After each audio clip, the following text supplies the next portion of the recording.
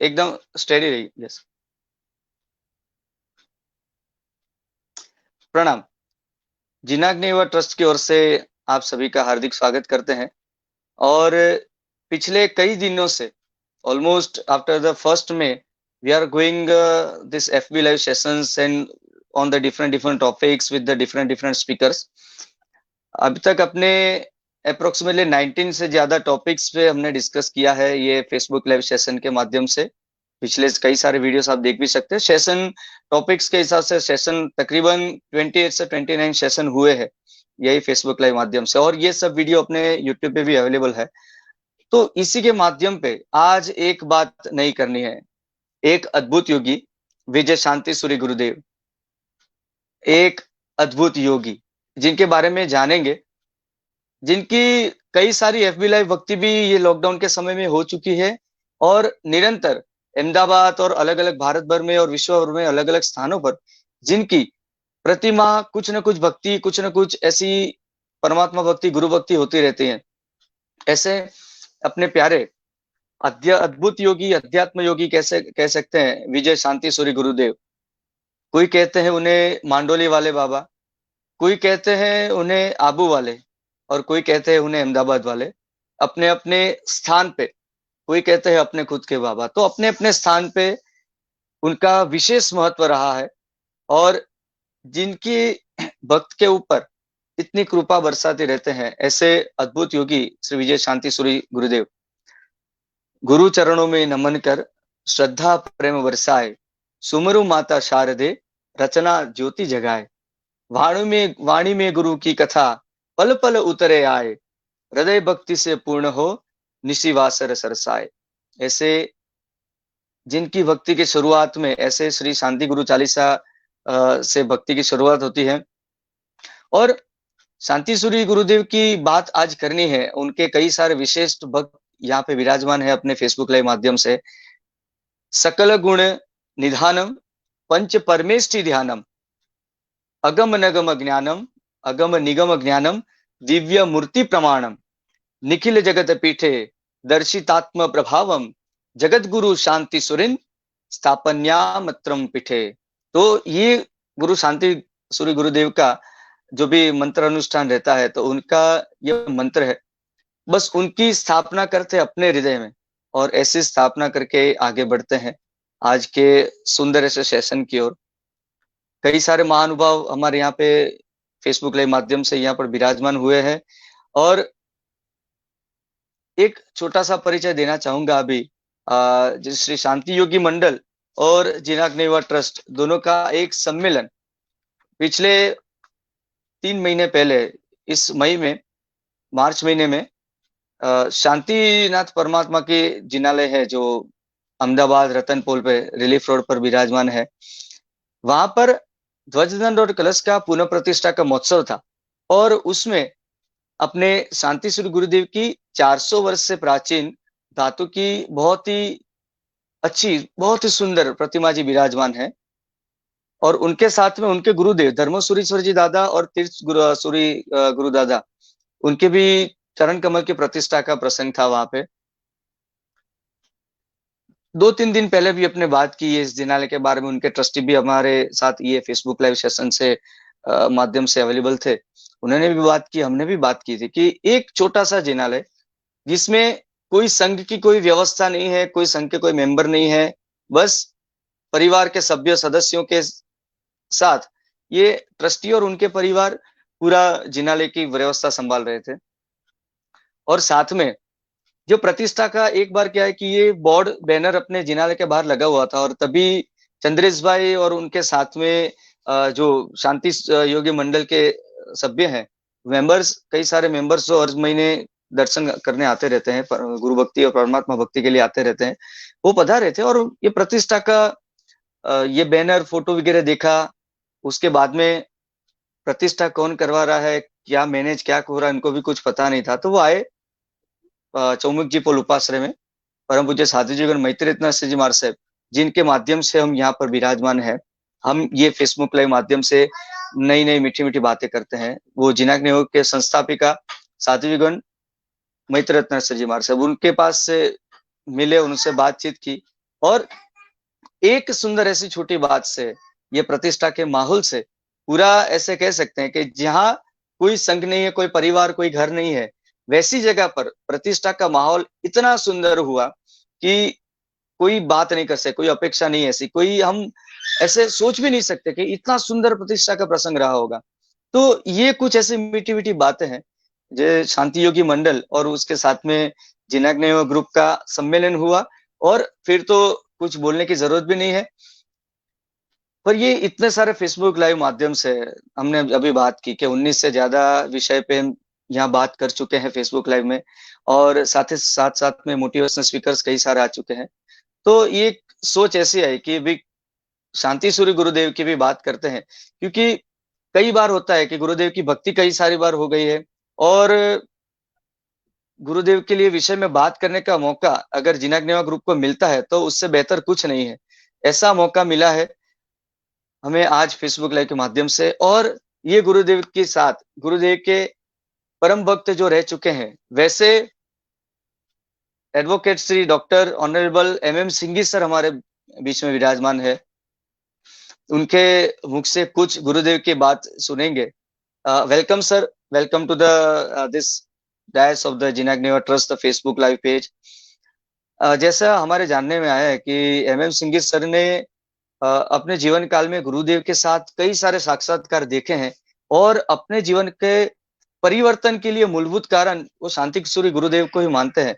तो ऐसे MM सिंघी sir यहाँ में विराजमान है, उनके मुख से कुछ अच्छी अच्छी मीठी मीठी बातें सुनेंगे गुरुदेव के बारे में। जी सिंघी सर जी पधारिए। सर जी आपका माइक म्यूट है, तो कैनली कीप इट अनम्यूट। जय जिनेंद्र, जय जय जिनेंद्र सर, गुरुदेव। पधारिए सर। परम पूज्य मैत्री रत्नश्री जी साध्वी जी की मैं आप सबके साथ उनके चरणों का वंदन करता हूं और आपसे आशीर्वाद की कामना करता हूं। शांति प्रिय, अति प्रिय सेवक श्रावक भाइयों तथा बहनों, मेरे गुरुभक्त बहनों एवं भाइयों, जिज्ञाना युवा ट्रस्ट के ट्रस्टियों एवं मंडल के मेंबर्स, आप सबको मेरा जय जिनेंद्र, जय गुरुदेव। मुझे आज गुरुदेव श्री शांति सूरीश्वर जी के बाबत में कहने का आदेश मिला है। मैं अपने आप को बहुत धन्य और भाग्यशाली मानता हूं कि ये आदेश आपके थ्रू गुरुदेव से आया है, जिसके लिए मैं आपकी प्रशंसा करता हूं। सर्वप्रथम आप साध्वी श्री जी के लिए मैं कुछ कहना चाहता हूं। आप श्री जी के अथक प्रयासों से रिलीफ रोड में स्थापित गुरुदेव की मूर्ति के साथ में धर्म विजय जी महाराज साहब तथा तीर्थ विजय जी महाराज साहब के पगलिये की स्थापना की थी। ये कार्यक्रम बड़ा भव्य रहा। श्री शांति योगी मंडल अहमदाबाद जिनाग्ना युवा ट्रस्ट के साथ में एक बड़ा काम किया था। अभी आपने बोला कि ये प्रसंग बड़ा ही सुंदर रहा, और उसकी प्रशंसा जितनी कम करें उतनी कम है। मैंने सुना था, मैं आ नहीं पाया था, लेकिन ये प्रोग्राम बहुत अच्छा हुआ और हम भाग्यशाली हैं कि हमें अहमदाबाद में गुरुदेव के साथ में दादा गुरु और धर्म विजय जी और तीर्थ विजय गुरु जी के चरण पादुकाओं के दर्शन हो रहे हैं। हम इसको मिनी मांडोली कहते हैं। साध्वी जी ने गुरुदेव की मूर्ति के साथ में जो चरण पादुका की स्थापना की है, बहुत अच्छा कार्यक्रम रहा है। साध्वी जी तथा अनेक श्रावक श्राविकाओं तथा गुरु भक्त बहनों और तथा भाइयों ने इस कार्यक्रम को एक यादगार बना दिया था। उसके लिए मैं सबकी अनुमोदना करता हूं। पूज्य साध्वी श्री जी के लिए मैं कुछ कहना चाहता हूं। जैन समाज में साधारणतया गुरु भगवान तथा साध्वी श्री जी गुरुदेव के बाबत में कुछ कहते नहीं है या कुछ इंटरेस्ट कम रखते हैं, परंतु आप साध्वी श्री जी के लिए आपने जो इंटरेस्ट लिया है वो वास्तव में काबिले तारीफ है। और आपने इस रिलीफ रोड के मंदिर को एक अनूठा मंदिर बनाया है, जो जिसके लिए मैं आपका साधुवाद करता हूं, आपका वंदन करता हूं। गुरुदेव के उपदेशों तथा चमत्कारों के अधिक उजागर करने के लिए आप साध्वी श्री जी ने समय निकालकर तथा पूरे तन मन से प्रयास करके आज का ये भव्य कार्यक्रम जिनांगना युवा ट्रस्ट के साथ में करके एक बहुत अच्छा मौका हमारे श्री शांति योगी मंडल अहमदाबाद को दिया है। अति प्रशंसनीय है। आप लोग सब साधुवाद के पात्र हैं। आप सब पे सदैव भगवान का आशीर्वाद बना रहे। आप साध्वी श्री जी जैन समाज की और अजैन समाज की बहुत सेवाओं में लगे हुए हैं। उनके सुकृत काम बहुत हैं। वो मंदिरों का जो लगभग 150 से 160 मंदिर पोलो में हैं और सब निवासी सिटी के बाहर चले गए हैं। उन मंदिरों का रखरखाव गुरुदेव श्री साध्वी श्री जी के आशीर्वाद से, उनके प्रवचन से, उनकी कामना से, उनके पूरे विश्वास के कारण जिनांगना युवा ट्रस्ट बड़ी बेखूबी से काम कर रहा है और सब मंदिरों का रखरखाव कर रहे हैं तथा उसका जीर्णोद्धार भी करवा रहे हैं। ये बड़ी खुशी की बात है। मंदिर बनाना एक अलग बात है, पर उसका जीर्णोद्धार करवाना या जीर्णोद्धार करना मंदिर बनाने से ज्यादा धर्म लगता है, ज्यादा अच्छा काम है। मैं भी उसकी पूरी प्रशंसा करता हूं। साध्वी श्री के लिए हमें बहुत आदर है, क्योंकि उन्होंने हमारे अनुरोध पे एक अच्छे कार्यक्रम में हमको सम्मिलित किया और उस कार्यक्रम को सफल बनाने के लिए हमें एक मौका दिया। उसके लिए हमें बहुत अच्छा लगा और श्री शांति योगी मंडल अहमदाबाद आपका ट्रस्ट का बहुत बहुत अनुमोदना करता है।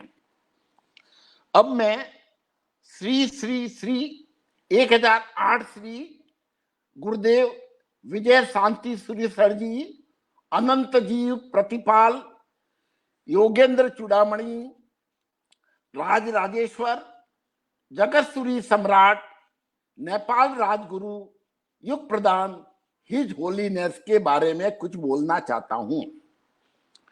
इसके बोलने के पहले मेरा फर्ज है कि मैं जिनांगना युवा ट्रस्ट के लिए भी कुछ कहूं। जिनांगना युवा ट्रस्ट जैसे नाम है कि जिनेश्वर की आज्ञा से बना हुआ ट्रस्ट है, इसलिए ये जिनेश्वर के आदेश से ट्रस्ट बना है। तो ये लोग तन मन धन से समाज की सेवा कर रहे हैं और मंदिरों के रख रखाव के लिए साध्वी श्री जी के आदेश से, उनके विचारों से, उनकी राय से आगे काम कर रहे हैं। ये काबिले तारीफ है। ये ट्रस्ट के अनेक काम हैं।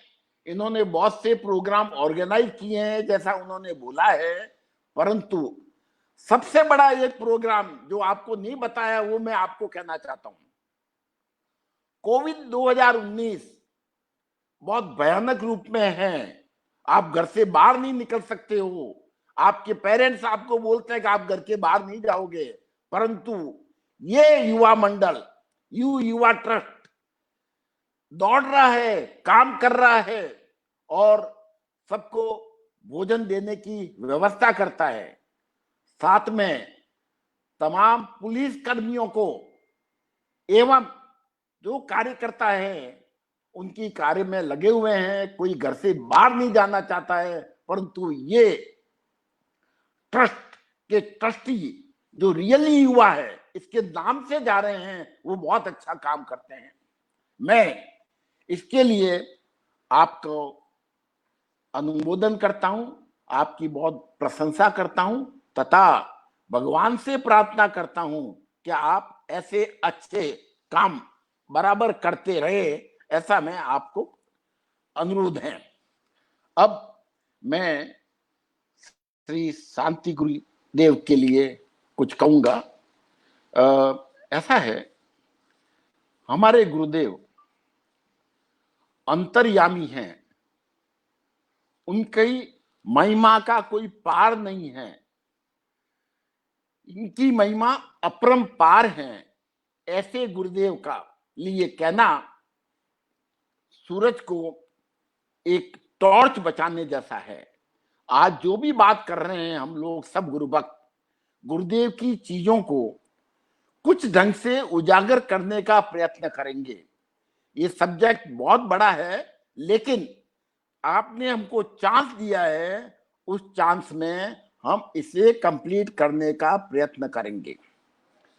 आदरणीय गुरुदेव, जिनको हम श्री श्री श्री 1008 श्री विजय शांति सुरीश्वर जी, अनंत जीव प्रतिपाल, योगेंद्र चूड़ामणि, राज राजेश्वर, जगत सूरी सम्राट, नेपाल राजगुरु, युग प्रदान, हिज होलीनेस के बारे में कुछ कहूंगा।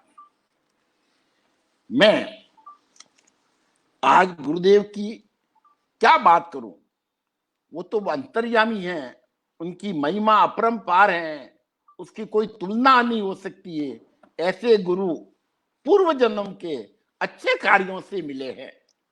गुरुदेव के देवलोक हो जाने के बाद भी गुरुदेव सबको आशीर्वाद देते रहते हैं तथा दिल से भावना पर आपको सदैव सुगम मार्ग बताते रहते हैं। ऐसे बहुत से चमत्कार भी गुरुदेव गुरु भक्तों को करते रहते हैं। गुरुदेव के लिए मैं कहूंगा कि सब धरती कागज करूं, लिखनी सब वन राय, सांस समुद्र की मसी करूं, गुरु गुण किया न जाए। ऐसे हमारे गुरुदेव जिनके लिए अपन बात कर रहे हैं। गुरुदेव अंतर्यामी थे, आपकी मन की चीजें जानते थे और उसका निदान भी आपके जाने के पहले उनके साथ में हाजिर रहता था। देश विदेश में गुरुदेव का इतिहास में एक अति विशेष स्थान है। विश्व के सर्वोपरि पुरुष थे, सर्व धर्मों के शास्त्रों में पारंगत थे, वे संभाव के बड़े सरल तथा सहज थे। इतना होने के बाद में उन्होंने कभी ज्ञानी होने का दावा नहीं किया। उनके पास जैन अजैन सब आते थे, पारसी भी आते थे, मुसलमान भी आते थे, सब धर्म के लोग आते थे, उनसे उनके धर्म की बातें करते थे, लेकिन अंत में ये बोलते थे कि तुम साधना करना, साधना से आप पावन हो जाओगे, आपका भविष्य पवित्र हो जाएगा। वो कभी अपने धर्म को बदलने के लिए नहीं कहते थे, वो हमेशा उनके गुरुओं के आदेश की पालना का कहते थे, परंतु सिर्फ साधना के लिए वो जोर देते थे। वे शारीरिक वेदना पराकाष्ठा पर पहुंचने के बावजूद संभाव में रहते हुए दर्शनार्थियों को अपूर्व शांति का अनुभव कराकर अंतःकरण से समस्त विश्व के कल्याण की इच्छा करते थे। वे आचार्यों के सम्राट थे, उनका अदृश्य सिद्धियों का अनुभव था। वे सरस्वती के अवतार थे। सरस्वती से वो धूप दानी के माध्यम से गोष्ठी करते थे। सरस्वती माता के वरदान से आपको सब भाषाओं का ज्ञान था। विदेशियों से कभी कभी उनकी भाषा में वो जवाब देते थे। तो ऐसे थे हमारे गुरुदेव। हमारे गुरुदेव पढ़े लिखे नहीं थे, परंतु हर भाषा का ज्ञान होने के कारण एक बार उन्होंने श्री इंद्रनाथ जी बोजी हाईकोर्ट जज को बोला कि पशुओं के लिए आपको कुछ करना चाहिए, अपने सरकार में लिखना चाहिए कि पशुओं का ध्यान रखे, उनका कत्ल नहीं हो। उसके लिए जज साहब ने एक अपील बनाई, एक प्रेजेंटेशन बनाया और गुरुदेव को बोला मैंने बना दिया है। गुरुदेव ने बोला पढ़ो। तो इंद्रनाथ जी मोदी को ये लगा कि गुरुदेव तो इंग्लिश जानते नहीं है, वो कैसे समझेंगे। परंतु पढ़ने के बाद में उन्होंने कुछ जगह पे सुटेबल वर्ड चेंज कराए और वो इंद्रनाथ जी मोदी जो इंग्लिश के बहुत पारंगत थे, उनको बड़ा ताजुब हुआ कि गुरुदेव सब चीजें जानते हैं। ये सब सरस्वती के वरदान से हुआ था। गुरुदेव ध्यान में ज्यादा बिलीव करते थे। वे सदा ध्यान में रहते थे। कई महीनों वे जंगलों तथा गुफाओं में ध्यान में रहते थे। वे अदृश्य होने और भिन्न भिन्न रूप धारण करने की क्षमता रखते थे। राजस्थान में ये प्रसिद्ध था कि इनके पास में पवन गुटिका है, जब चाहे तब एक स्थान से दूसरे स्थान पर जा सकते हैं। गुरुदेव का योग मार्ग राजयोग था। इस मार्ग को अपनाते हुए उन्होंने अरम की धुन लगाई और ब्रह्म ज्ञान की प्राप्ति की।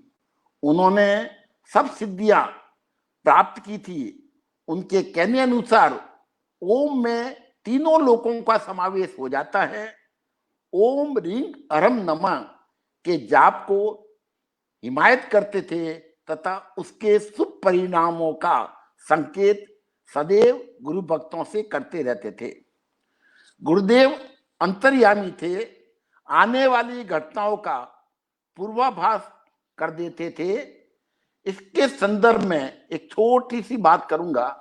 मेरे खुद के घर में मेरे ससुर को ज्योतिषी ने कहा आपकी डेथ होने वाली है, तो वो लोग सब जोधपुर आके मांडोली आगे जोधपुर से और गुरुदेव के पास एक पत्र लेके गए कि मेरी आयु के लिए आपको क्या कहना है। परंतु आप नहीं मानेंगे, गुरुदेव ने उनकी भाषा, उनके पत्र के मजमून पढ़ लिए थे और उसको बोला उमराव चंद, तेरे को ज्योतिषियों में जन्माक्षर में विश्वास करने की जरूरत नहीं है, ओम शांति, घर जाओ। उसके बाद वो घर आए और बहुत समय तक जीवित रहे। ऐसे गुरुदेव बोलते थे कि वो सुनने वाले को ही सुनाई देते थे, दूसरे गुरु भक्त बैठते तो उनको सुनाई नहीं देते थे। गुरुदेव गुरु भक्तों को अक्सर ओम अरम नमः का जाप करने का कहते थे। गुरुदेव के चमत्कारों का अनुभव अनेक लोगों को समय समय पर मिला है। आचार्य श्री बुद्धि सूरीश्वर जी साहब एक महान योगीराज थे। उन्होंने एक भक्त को कहा था, मेरे अवसान के बाद यदि तुमको कुछ भी पूछना हो तो आबू के श्रीमद शांति विजय जी से पूछना। ये विचार इतने महान आचार्य के गुरुदेव के लिए थे, वो वास्तव में काबिले तारीफ है। और इन्हीं गुरुदेव धन्य हो गए ऐसे शब्दों को सुन के। और गुरुदेव बोलते थे, नहीं आपके वो गुरु भगवान कोहिनूर हीरे हैं, उन कोहिनूर हीरों के पास रहो आप। लेकिन गुरुदेव की इस प्रकार से इन्हीं मान आचार्य श्री बुद्धि सागर सूरी जी ने किया था। आचार्य श्री बुद्धि सागर सूरीश्वर जी की भविष्यवाणी के अनुसार गुरुदेव को 1935 में युग प्रदान की पदवी से विभूषित किया गया था। ये बहुत बड़ी बात है। उनकी भविष्यवाणी श्री आचार्य बुद्धि सागर सूरी जी ने की थी। आचार्य विजय केसर सूरीश्वर जी को अंतिम समय में गुरुदेव ने उनको अवगत करवा दिया था।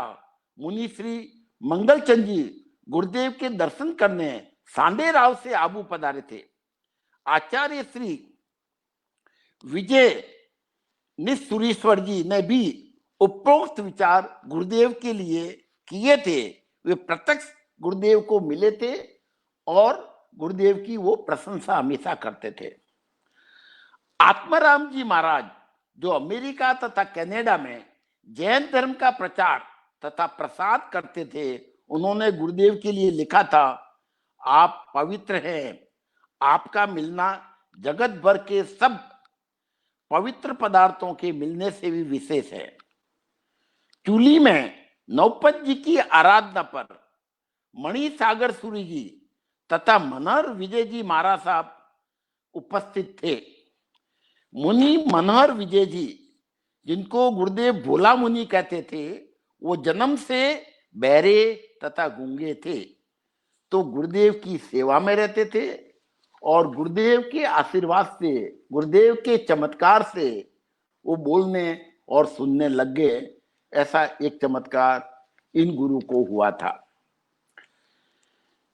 विसनगर के उमेदपुरी बापू तथा गुरुदेव माउंट आबू में साथ में पर्वतों में जंगलों में साधना करते थे। उमेदपुरी बापू का साधुतला यानी विसनगर के पास उनका मठ है। उन्होंने गुरुदेव के देवलोक होने के एक दिन पहले भविष्यवाणी कर ली थी कि आज गुरुदेव यानी देवलोक जाएंगे। गुरुदेव की मूर्ति और अपने उमेदपुरी बापू की मूर्ति बाई एंड लार्ज एक जैसी लगती हैं। गुरुदेव ने अनेक मंदिरों की प्रतिष्ठा करवाई थी। उन्होंने अनेक दीक्षाएं दिलवाई थी। गुरुदेव अपनी अमी दृष्टि से जहां गुरुदेव विराजते थे वहां पानी तथा भोजन अकूट रहता था। उच्च स्थान पर सब जगह अकाल रहता था, तो यहाँ सुकाल रहता था। सब लोग खुश रहते थे, अच्छा सुकून था और चोर लुटेरों का भय नहीं था, क्योंकि उन दिनों में गांव में चोर लुटेरों का बहुत भय था। परंतु जहां गुरुदेव विराजते थे ऐसा कोई नहीं होता था। और अगर किसी कारण से गुरुदेव को मालूम पड़ा कि यहाँ पर पानी की कमी है या भोजन की कमी है, तो वो संघ वालों को बोलते, तुम पानी भर के लाओ डोल में, तुम थाली में मिठाई लाओ। और गुरुदेव अमी दृष्टि करते थे। अमी दृष्टि करने के बाद में वो कपड़ा पहना देते थे और उसके बाद वो अकूट था, कभी पूरा यानी खत्म नहीं हुआ। ऑन द कॉन्ट्ररी पूरा समाज को, पूरे भक्तों को खिलाने के बाद में उनके पास बहुत सामान रहता था।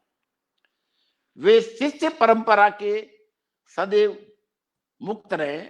उन्होंने कोई पद गच्छ और संप्रदाय नहीं चलाया। उनके विदेशी उनके गुरुभक्त थे। अनेक विदेशी उनके साथ रहते थे और जैन धर्म का पालन करते थे। वो उनके साथ में गुफाओं में और जंगलों में साधना भी करते थे। अनेक राजा महाराजा आपके पास आते थे, जिसमें से जाम साहब है, पालीताना के हैं, नेपाल के राजा हैं, भावनगर के हैं, बड़ौदा के हैं, जोधपुर के हैं, बीकानेर के हैं। ऐसे राजा महाराजा गुरुदेव के दर्शन करने आते थे और उनके साथ विचार विमर्श करते थे।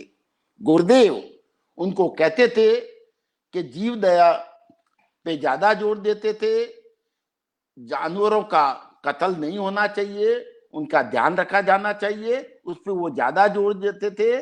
उसके प्रभाव से राजा महाराजाओं ने तालाब भी बनवाए थे। अंग्रेज लोग उनकी बातों से प्रभावित होके पशु चिकित्सालय भी बनवाए थे। पशु चिकित्सालय में राजा महाराजों ने भी पूरा सहयोग दिया था। तो वो उस समय की बात है और वे अपने जीवन पर्यंत जीव दया के लिए हमेशा आतुर रहते थे। अभी उनका हमेशा ऑब्जेक्ट रहता था कि नहीं, जीव दया पहले, बाकी का काम बाद में।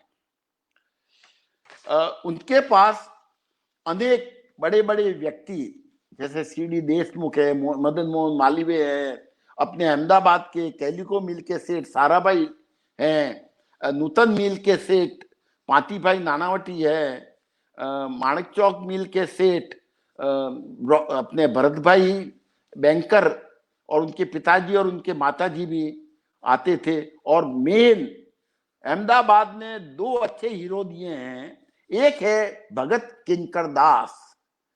किंकर दास वहीं पॉल में रहते थे। उनको बुलाया, वो आए मिले तो उसको ये आदेश दिया कि तुम अपने भजन बनाने का चालू करो। तो उसने कहा साहब मैं चौथी पास हूं, क्या बनाऊंगा। उसने बोला बनाओ। और उन्होंने इतने भजन बनाए कि अहमदाबाद का नाम उसने रोशन कर दिया है। और आज भी हम भक्त किंकर दास के भजन बड़े चाव से गाते हैं। ऐसे हमारे भगत अहमदाबाद के जो गुरुदेव के गुड बुक्स में थे। इसके साथ साथ एक धनकोर माजी थी, वो गुरुदेव उसको देवी मानते थे। गुरुदेव लोग की काम नहीं करते थे, पर जो कोई माजी को बोल देता और माजी बोलती गुरुदेव से काम हो जाएगा, तो गुरुदेव कभी मना नहीं करते थे। और कहते थे क्या डोकरी मने हैरान करे छे, ए वचन आपी दे छे ने मारे आ वचन पूरो करवो पड़े छे। ए प्रकार एक थे अपने भगत, पूरा नाम मैं भूल गया हूं, भगत जो उसी पोल में रहते हैं। उन भगत के पास में आज भी गुरुदेव के दिए हुए वस्त्र, मालाएं, दांत, केस इत्यादि हैं। और कभी कभी उनका दर्शन करने का हमको लाभ दिया जाता है। उस भाई के परिवार की मैं बहुत अनुमोदना करता हूं। गुरुदेव के पास साध्वी गण भी समय समय पर आशीर्वाद लेने आते रहते थे। खास विचक्षण श्री जी, मनोहर श्री जी, विनीता श्री जी, प्रमोद श्री जी, अशोक श्री जी। गुरुदेव ने मोहनदास करमचंद गांधी को, यानी गांधी जी को, जब वो दांडी सत्याग्रह में पकड़े गए थे और जेल भेज दिया था, तब गुरुदेव को एक गुरु भक्त ने बोला कि गुरुदेव ये गांधी जी कब रिहा होंगे। तो उसी समय उन्होंने बोला गांधी जी बसंत पंचमी यानी 26/1/1931 को रिहा होंगे। वो बिना शर्त रिहा होंगे। और वस्तुतः वैसा ही हुआ, यानी गांधी जी रिहा कर दिए गए और कोई शर्त नहीं रखी गई थी। इसका उल्लेख इंडिया के तमाम पत्रों में, समाचार पत्रों में था। ऐसा कहा जाता है गुरुदेव एवं महात्मा गांधी जी के पत्र व्यवहार भी होते थे। एक बार एक पत्र आया, गुरुदेव ने पढ़ा, उसके बाद में उनका मूड आया कि ये पत्र बराबर नहीं है, तो उन्होंने कहा पत्र बंद करके रख दो। गुरुदेव के चमत्कारों की बड़ी लिस्ट है। अन्य गुरुभक्त का समय लिया है, वो भी बोलेंगे। अब लास्ट में गुरुदेव के भारत के 18 राज्यों तथा केंद्र प्रशासित प्रदेशों में 69 शिखरबंदी मंदिर है, 69, और 189 गुरु मूर्तियां हैं एवं भक्ति हॉल है। गुरुदेव के भगत पूरे भारत में, अहमदाबाद नहीं पूरे भारत में हैं। और भारत के साथ विदेशों में रसिया, यूएसए, यूके, अपने ऑस्ट्रेलिया, स्विट्जरलैंड, पेरिस, सिंगापुर, सब जगह हैं।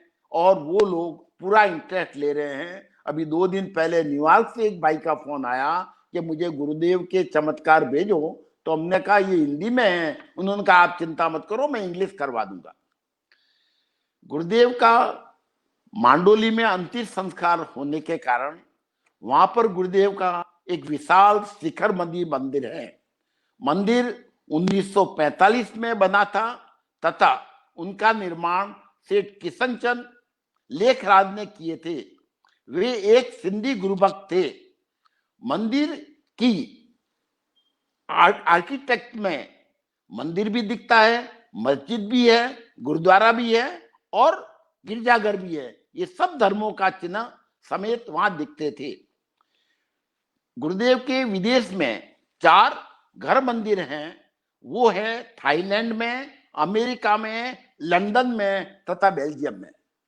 गुरुदेव के गुजरात में अहमदाबाद में 2 जगह हैं, साईबाग में भी है और रिलीफ रोड पे हैं, विसनगर में है, सूरत में है, गिरनार, अपने वलसाड़, पालीताना, वापी, पादरा एवं सेलवा में और सूरत में 2 जगह मंदिर निर्माणाधीन है।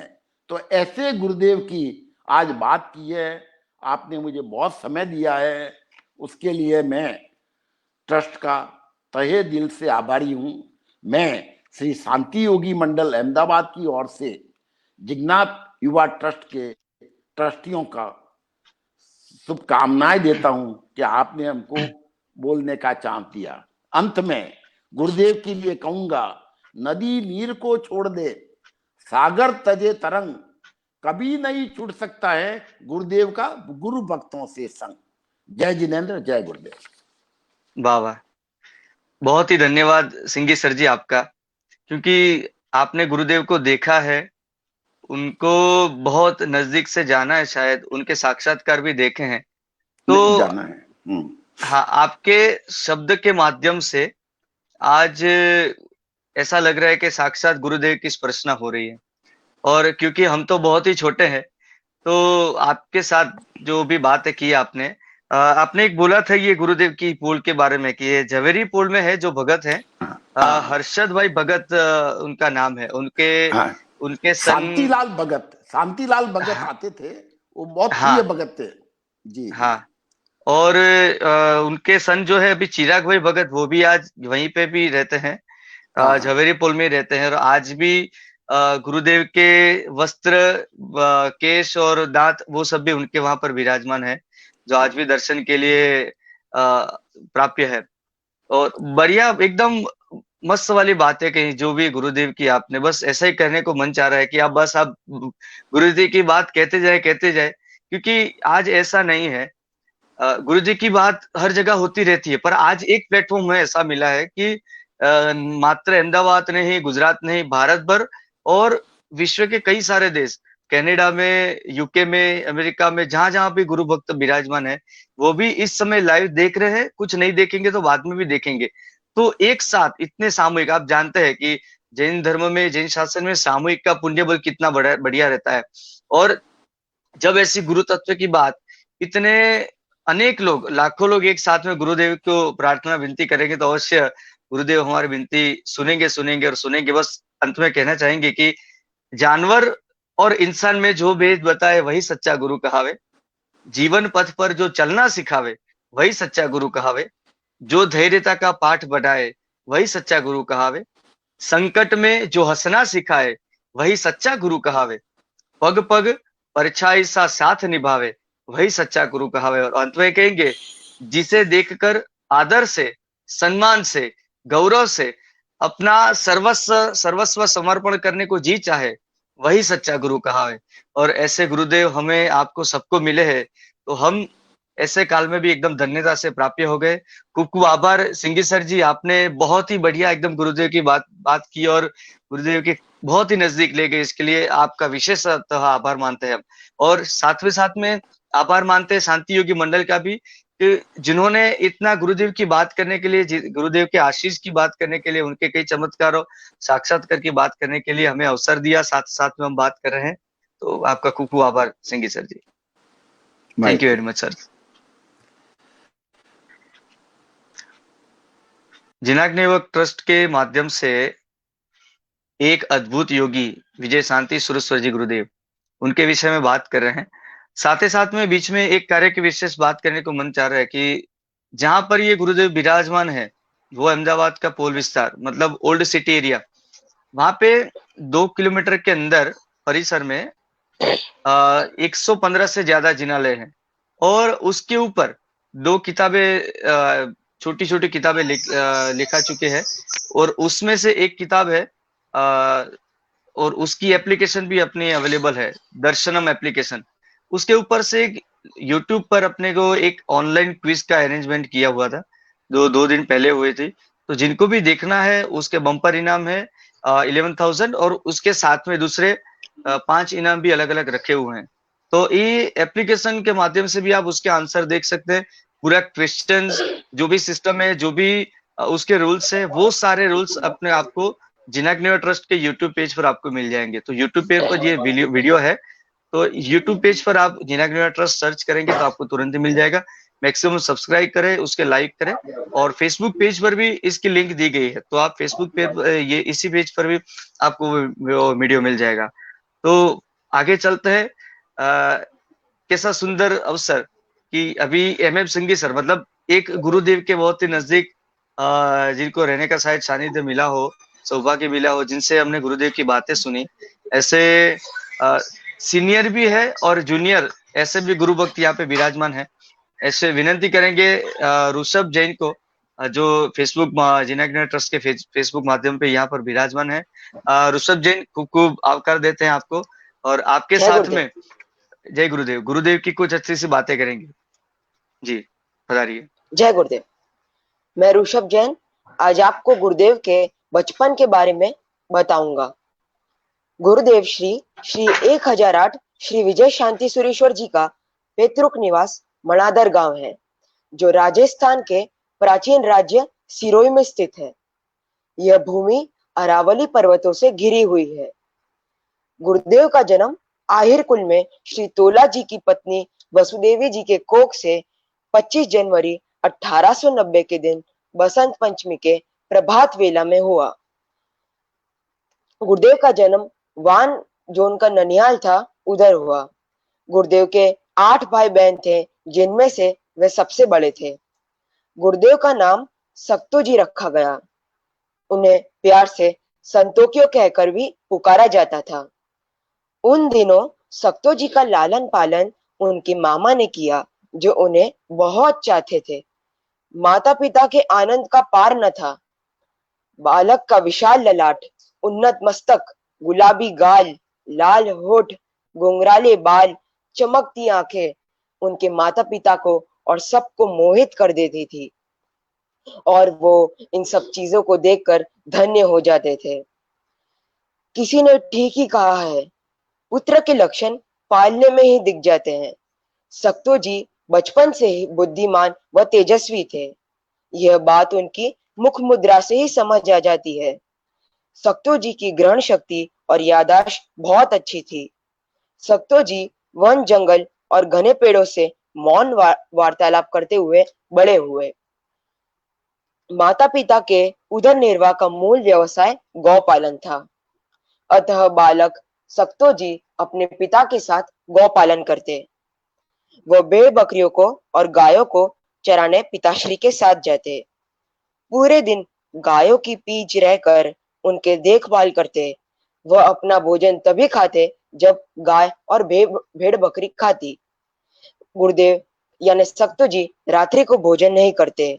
वो गायों को चराते समय झाड़ के नीचे बैठकर प्रभु की भक्ति करते। इस तरह वह बचपन से ही प्रभु की भक्ति में मग्न थे और प्रभु भक्ति में जुड़ गए थे। गुरु श्री तीर्थ विजय जी गुरुदेव के सांसारिक काका थे। एक समय जमुनी तीर्थ विजय जी मणाधर पधारे थे। सक्तो जी का साधु जीवन से उनका साक्षात्कार हुआ। वे उनसे बहुत प्रभावित हुए और सक्तो जी में उनके साथ रहने की चाहत पैदा हुई। एक बार जब गुरुदेव गौ चरा रहे थे तो गाय बैठ गई और वो उठने का प्रयास नहीं कर रही थी और वो उठ नहीं पा रही थी। तभी वहां तीर्थ विजय जी आए। तीर्थ विजय जी ने बोला कि अगर तू मेरे साथ मैं गाय को उठा दूंगा तो क्या तू मेरे साथ चलेगा? गुरुदेव ने हाँ भर दी। फिर वैसा ही हुआ। अपने काका यानी तीर्थ विजय जी के साथ सक्तो जी ने नवकार मंत्र सीखा, जो एक महाप्रभावशाली मंत्र जैन धर्म का मंत्र है। काका के साथ उन्होंने थोड़े समय में जो ज्ञान सीखा उससे उनको भविष्य में और भविष्य के लिए बहुत प्रेरणा मिली।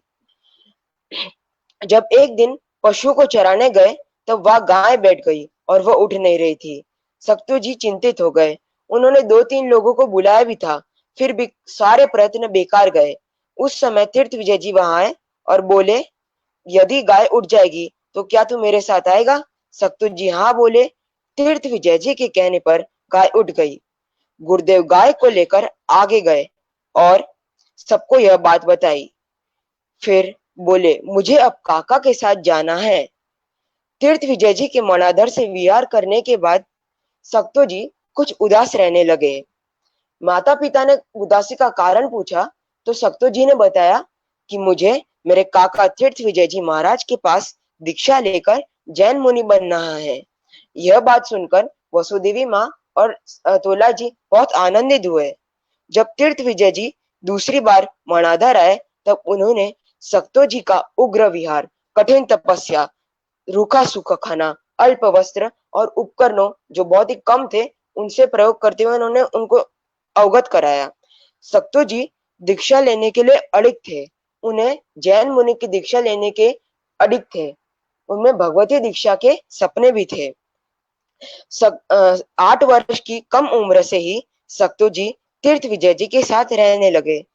तीर्थ विजय जी अल्प समय में ही उनकी उच्च आत्मा को देखकर समझ गए। उन्होंने सक्तो जी के लिए मंडार गांव में यति वेल जी के पास शिक्षा की व्यवस्था कराई। गुरुदेव वहां कुछ वर्ष शिक्षा करके जैन धर्म के बारे में, जैन धर्म के प्राचीन ग्रंथों के बारे में समझ गए और उनमें वो ज्ञान प्रकट हुआ। वह शिक्षा प्राप्त कर पुनः तीर्थ विजय जी के पास लौट गए। तीर्थ विजय जी महाराज के साधु जीवन से किशोर सक्तो जी को बहुत प्रेरणा मिली। वो अपने तीर्थ विजय जी से बहुत प्रेरणा लेते और उनके व्याख्यान को सीधे अपने दिन में उतारते। इससे साधु जीवन में रहने का उनका स्वरूप और भी दृढ़ हो गया। प्रातः काल शीघ्र उठकर वह नवकार मंत्र का जाप करते और ओम शांति की मधुर मधुर आवाज से वातावरण को सुगंधित और पवित्र कर देते। दिन ब दिन वो अपनी भगवती दीक्षा के सपने देखने लगे। गुरुदेव में दीक्षा लेने की इच्छा और दृढ़ हो गई। किशोर सक्तो जी 15 वर्ष की आयु में साधु जीवन से पूर्णतया परिचित हो गए। पर्युषण पर्व चल रहा था। अब तीर्थ विजय जी का 28 तप था और सक्तो जी का भी उपवास था। सक्तो जी रात भर दीक्षा के स्वप्न देखते। सुबह उठकर सक्तो जी गुरुदेव की वंदना करते और गुरुदेव ने धर्म लाभ यानी तीर्थ विजय जी ने गुरुदेव को धर्म लाभ कहा। गुरुदेव ने देखा सक्तो जी की आंखों में अश्रुधारा यानी आंसू दिख रहे हैं। गुरुदेव के बहुत कहने पर उन्होंने विनती के स्वर में गुरुदेव से प्रार्थना की, हे गुरुदेव, अब तो कृपा कीजिए। कब तक प्रतीक्षा करूं? मेरा मन तो इस संसार से कब का उचट गया है। अब मुझे दीक्षा प्रदान करे गुरुवर, अब मुझे दीक्षा प्रदान करे। गुरुदेव ने सक्तो जी के मस्तक पर हाथ रखा और मौन रहकर उन्हें सहमति प्रदान की। यह बात जानकर सक्तो जी को बहुत आनंद आया।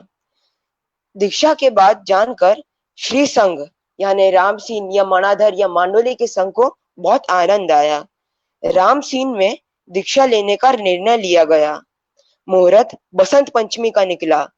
इस प्रकार सक्तो जी यानी महान तपस्वी अपने योगी राज का जन्म दिवस भी बसंत पंचमी है और उनका दीक्षा दिवस भी बसंत पंचमी ही रखा गया। इस तरह 15 वर्ष की उम्र में, 15 वर्ष की अल्प आयु में श्री शांति विजय जी ने 1961 की बसंत पंचमी के शुभ दिन पर 1 फरवरी मंगलवार 1905 को तीर्थ विजय जी जो तथागत समुदाय के महान तपस्वी थे, उनके कर कमलों से रामसीन गांव में दीक्षा हुई। रानसीन गांव के लिए यह प्रथम दीक्षा महोत्सव था। रानसीन गांव में 21 दिन तक दीक्षा का उत्सव चला एवं इस दौरान हर रोज गांव वालों ने स्वामी वात्सल्य का आयोजन रखा। कुछ दिनों में किसी के पास वाहन न होने के कारण घोड़े को बैठाकर ले जाया जाता था। उसी प्रकार गुरुदेव को भी गौरवपूर्ण घोड़े पर बैठना था।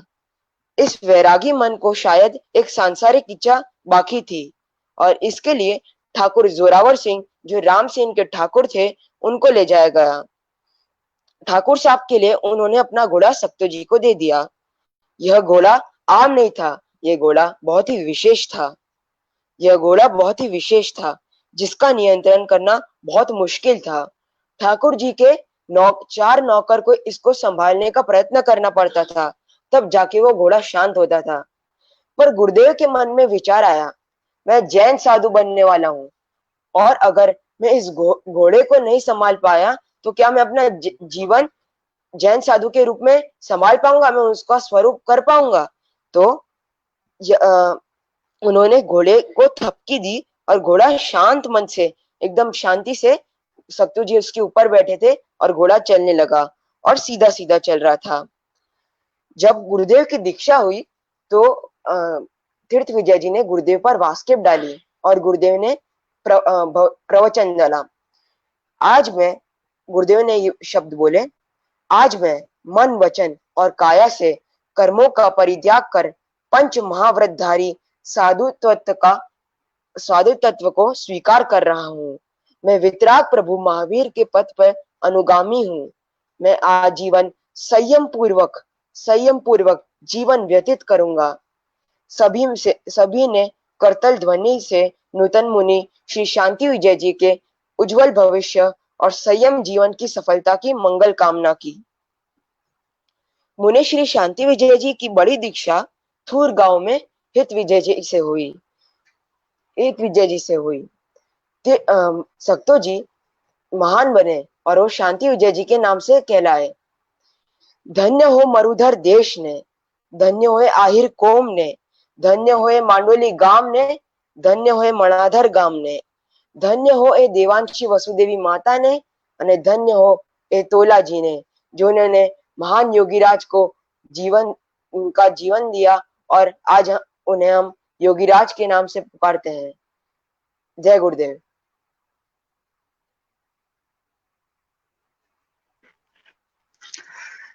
खूब बेहतर। ऋषभ जैन के मुखारविंद से हमने गुरुदेव के विषय में, गुरुदेव के बचपन की बहुत ही अच्छी बातें जानी। कुकू आभार ऋषभ जी आपका, और फेसबुक लाइव के ये इस पेज पर उपस्थित रहने के लिए आपका कुकू आभार। और हमारे साथ में उपस्थित हैं इंदिरा जी सिंघवी, जो गुरुदेव के भी एक परम भक्त है और उनके मुख से गुरुदेव की कुछ विशेष नई बातें जानने का अवसर हमें भी मिला है। तो आओ सुनते हैं इंदिरा जी को। पधारे इंदिरा जी।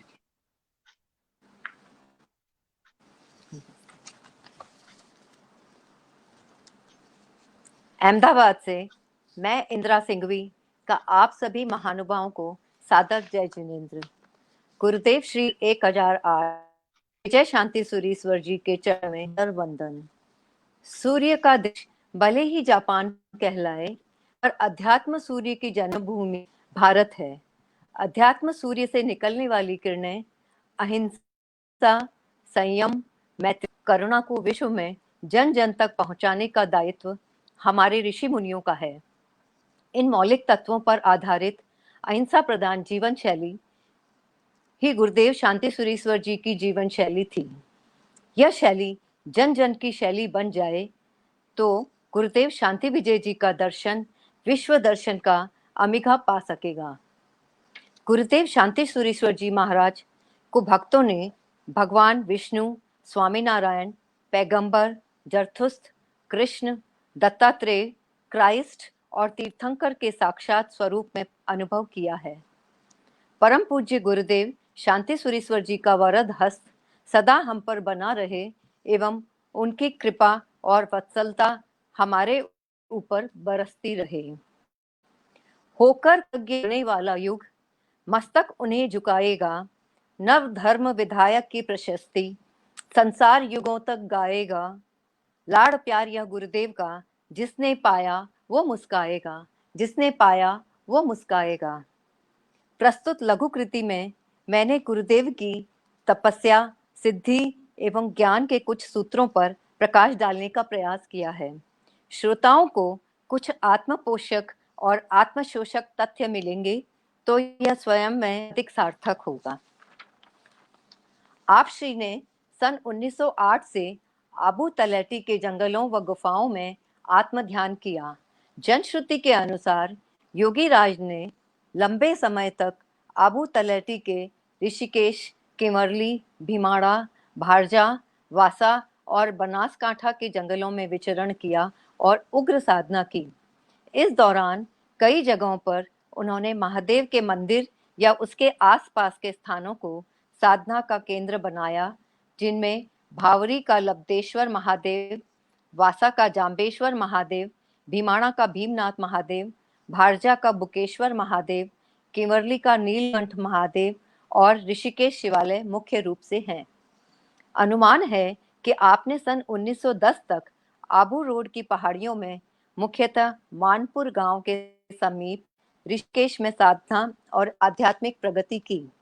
इस दौरान आप यहाँ शिवालय में विराजते थे और केवल चातुर्मास में ही आपका जनसंपर्क रहता था। उक्त स्थान पर सांपों का बोलबाला था। शिवालय में शंकर मंदिर के कुंड के समीप सांपों के बिलों पर बैठकर 6 महीने तक निरंतर ध्यान किया। शिवालय के ठीक पीछे थोड़ी ऊंचाई पर विकट गुफा है। गुरुदेव ने इस गुफा में काफी समय तपस्या की। इस दौरान बबूता जी ने बताया था कि एक बार गुरुदेव ने एकांक्षी नारियल मंगवाकर उसे भी सिद्ध किया। गुरुदेव जो बोलते थे उसका जवाब श्रीफल देता था और श्रीफल के बोलने पर गुरुदेव जवाब देते थे।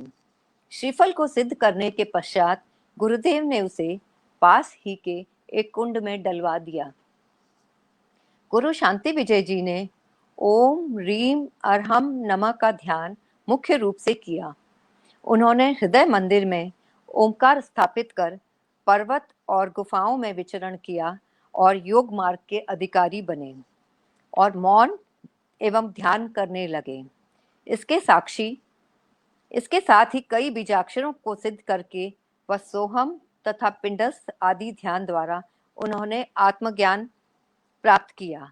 उनका यह मानना था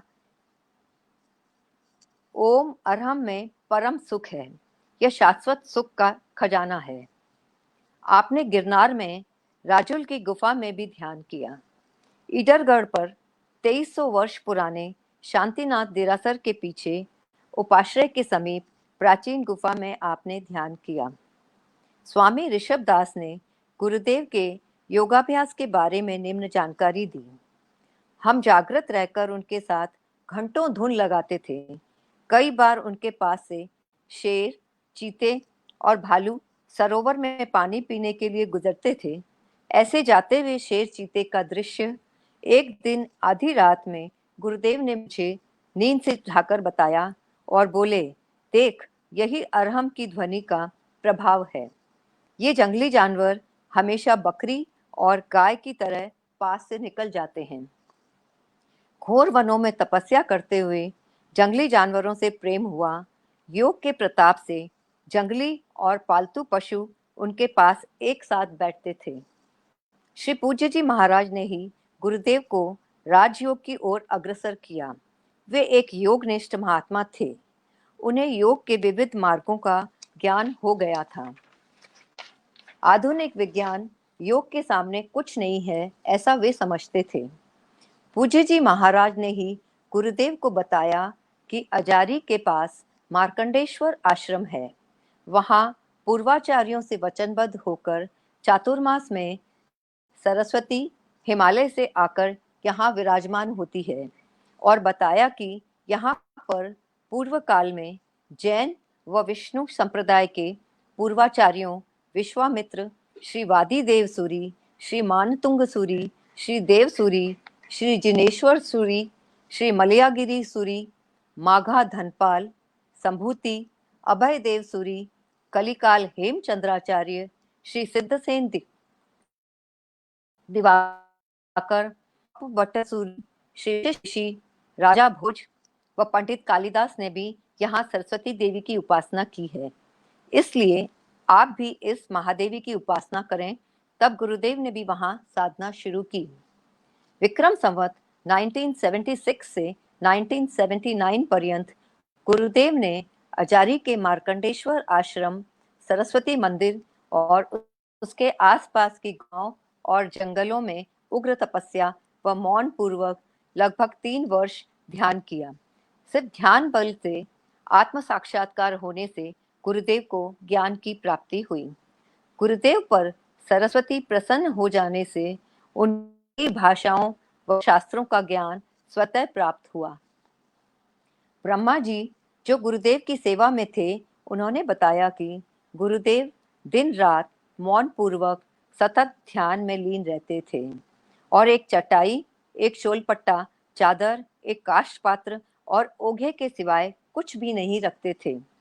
गुरुदेव सरस्वती देवी की मूर्ति से वार्तालाप किया करते थे। देवी सरस्वती को धूपदानी से प्रकट होते देखा गया था तथा संभाषण में सरस्वती सूत्र उच्चारण करती थी। लक्ष्मी शंकर जी ने उन वर्षों में गुरुदेव को कभी सोते हुए नहीं देखा। इस दौरान उनका अधिकतम समय ध्यान में गुजरता था। सन 1921 पर्यंत गुरुदेव आबू पर्वत पर चले गए। आबू पर्वत के निर्जन स्थानों में जैसे अधर देवी की गुफा, दिलवाड़ा की गिरनारी गुफा, लाल गुफा, सफेद गुफा, गणेश मंदिर की गणेश गुफा, गुरु गुफा, नक्की झील के पास हाथी गुफा, गुरु शिखर की गुफा, अचलगढ़ की भरथरी गुफा और भृगु आश्रम के पास वाली गुफा में आत्मध्यान किया। भक्तों की ज्यादा भीड़ से बचने के लिए गुरुदेव अक्सर लाल गुफा व सफेद गुफा में ध्यान करने चले जाते थे। अर्बुदागिरी पर प्रसिद्ध अधर देवी मंदिर है। गुरुदेव अधर देवी मंदिर के सामने की गुफा में ध्यान करते थे। अधर देवी के ऊपर शांति शिखर पर गुरुदेव लगातार मौन पूर्वक दिन रात ठंड और जंगली जानवरों की परवाह किए बिना ध्यान मग्न रहते थे। गुरुदेव वैद्यक, ज्योतिष, व्यावहारिक, पारमार्थिक तथा आध्यात्मिक ज्ञान में निपुण थे। उन्होंने अरहम की धुन लगाई और ब्रह्म ज्ञान की प्राप्ति की। उन्होंने सब सिद्धियां प्राप्त की। वादी के कारण जिसको जो बात कह देते वह सिद्ध हो जाती थी। उनके पास दृष्टि सिद्धि भी थी, इसलिए वे मिलान कर नहीं देते थे। नीची दृष्टि रखकर अर्ध खुली दृष्टि से देखते थे। इस दृष्टि में आकर्षण होता था, जिससे हिंसक, थलचर प्राणी आदि भी दृष्टि से दृष्टि मिलते ही स्तब्ध हो जाते थे। हिंसा प्रवृत्ति बंद कर सेवक भाव से खड़े हो जाते थे। योगी राज त्रिकाल ज्ञानी थे। दूर से भक्तों के मनोभाव जान लेते थे। योगी राज में अदृश्य होने की क्षमता थी और मारवाड़ में यह मशहूर था कि शांति विजय जी के पास पवन गुटिका थी। कई बार आप 2 देह में अलग अलग जगह विद्यमान हो जाते थे। गुरुदेव ने सन 1928 का चातुर्मास माउंट आबू जाते हुए 3 मील पहले आरणा में सड़क किनारे स्थित उपाश्रय में व्यतीत किया। गुरुदेव यहाँ एक वृक्ष के नीचे किसी चट्टान या शिलाखंड पर बैठकर लगातार ध्यान समाधि में मग्न रहते थे।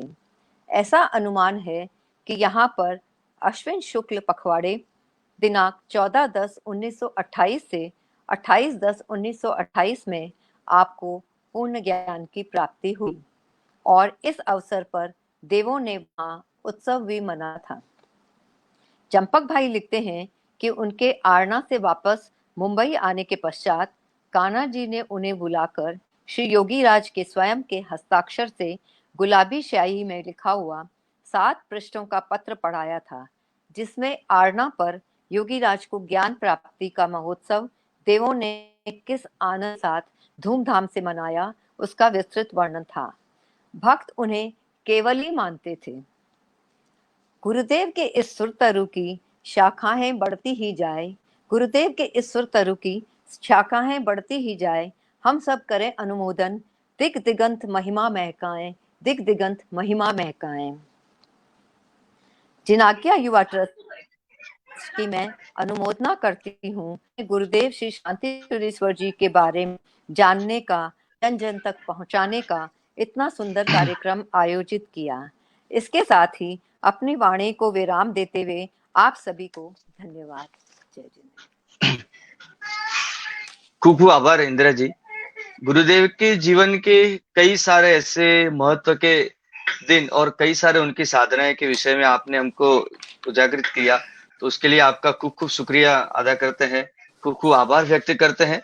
आप जिनाज्ञा ट्रस्ट के फेसबुक लाइव पेज पर पधारे और इस बायस पर से आपने गुरुदेव के बहुत नजदीक ले जाने का हमें प्रयत्न करवाया। खूब खूब आभार आपका। और इस बीच में हमारे साथ उपस्थित हैं सुमित जी सेठी, वो भी गुरुदेव के परम भक्त हैं। वैसे तो गुरुदेव के सारे भक्त परम भक्ति हैं, पर पुण्य के संयोग से हमें सुमित जी को सुनने का मौका मिला है गुरुदेव के विषय में। तो आओ बात करते हैं गुरुदेव के विषय में। सुमित जी पधारिए। जय जिनेन्द्र साहब। जय गुरुदेव। जय जिनेन्द्र। जय गुरुदेव। जय गुरुदेव सभी गुरु भक्तों को। जय गुरुदेव सभी अहमदाबाद निवासियों को। श्री श्री श्री 1008 श्री विजय शांति सुरीश्वर जी, अनंत जी प्रतिपाद, योगेंद्र चूड़ामणि, राजराजेश्वर सम्राट, राजराजेश्वर जगत गुरु सम्राट, नेपाल राजगुरु, युग प्रधान, हिज होलीनेस के चरणों में मेरा कोटि कोटि वंदन। मैं सुमित सेठी, श्री शांति योगी मंडल अहमदाबाद का कार्यकर्ता, अनुमोदना करता हूँ श्री जिनाज्ञा युवा ट्रस्ट की, जिन्होंने इस कार्यक्रम का आयोजन रखा और हम गुरु भक्तों को ये मौका दिया कि हम हमारे प्यारे गुरुदेव के बारे में कुछ बोल सके। गुरुदेव अपने नाम के अनुरूप शांत, धीर, गंभीर व दृढ़ निश्चय के प्रतीक थे। किसी साधारण मनुष्य में इतना सामर्थ्य नहीं है कि वो गुरुदेव की विवेचना पूर्ण रूप में कर पाए। गुरुदेव की आज्ञा लेते हुए मैं आज आपके जीवन काल के पुष्प और वचनों को गुरु भक्तों के सामने प्रस्तुत कर रहा हूँ। अगर मुझसे किसी प्रकार की कोई भी त्रुटि हो तो सभी गुरु भक्त और गुरुदेव से निवेदन करता हूँ कि मुझे क्षमा प्रदान करें। हमारे पूज्य गुरुदेव के वचन अमृत के स्वरूप, मिठास और ज्ञान की प्रेरणा देने वाले थे, हैं और सदैव रहेंगे। गुरुदेव ने अपना जीवन योग साधना व तप में व्यतीत करके रिद्धि और सिद्धि को प्राप्त किया। गुरुदेव की वाणी में साक्षात मां सरस्वती का वास था। गुरुदेव सदा भगवान महावीर के पद चिन्ह का अनुसरण कर अहिंसा, समानता, विश्व कल्याण, विश्व प्रेम और संभाव का मार्ग अपनाया। माया, ममता, मोह रूपी बंधनों से होकर गुरुदेव केवली कहलाए। गुरुदेव ने धर्म के मार्ग को ही सत्य का मार्ग माना था। गुरुदेव को भक्तगणों द्वारा अनेक परिणा दी गई, जैसे जगत गुरु सम्राट, हिज होलीनेस, राजगुरु और इत्यादि। लेकिन गुरुदेव को इसमें किसी प्रकार की कोई रुचि नहीं थी और गुरुदेव कभी इसके पक्ष में नहीं थे। गुरुदेव ने कभी कोई शिष्य नहीं बनाया। गुरुदेव ने कोई उत्तराधिकारी भी नहीं बनाया। आपने अपने जीवन काल को जिन शासन के प्रति सच्ची निष्ठा से समर्पित किया। गुरुदेव ने कुल 9 मंदिर व मूर्तियों की प्रतिष्ठा करवाई। गुरुदेव के उपदेशों से पुराने मंदिरों का जीर्णोद्धार हुआ। गुरुदेव कहते थे कि पुराने मंदिरों के जीर्णोद्धार से 8 गुना अधिक धर्म का लाभ होता है। गुरुदेव ने हमेशा सामाजिक कार्यों और जीव दया पर उपदेश देकर अनेक कुरीतियों और पशु हिंसा को बंद करवाया।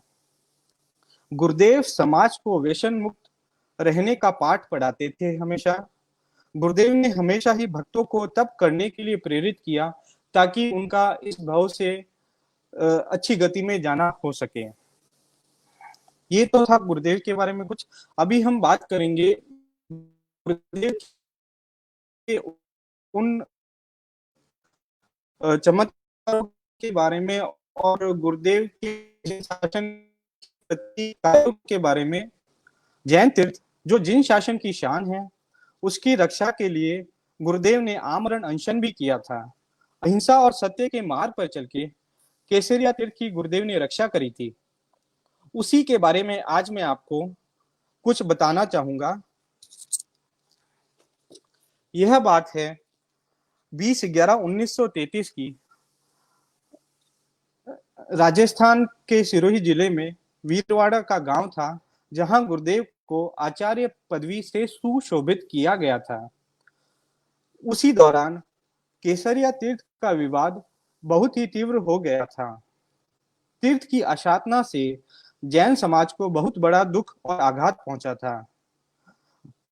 उसी के साथ गुरुदेव का ऐसा भी मानना था कि आचार्य बनने से उन पर जिन शासन की जिम्मेवारी स्वतः ही आ गई है, इसलिए गुरुदेव ने इसका भार अपने कंधे पे लिया और अखबारों के माध्यम से उदयपुर राज्य को न्यायपूर्वक व्यवहार करने के विषय में ध्यान दिलाया और घोषणा करी कि यदि गुरुदेव जैनों और पंडों के बीच का विवाद खत्म नहीं और घोषणा करी कि अगर उदयपुर के महाराणा जैनों और पंडों के बीच का विवाद खत्म कर केसरिया तीर्थ के ऊपर न्यायपूर्वक कोई उपदेश नहीं देंगे, तो गुरुदेव 27/2/1934 तक उसका वेट करेंगे।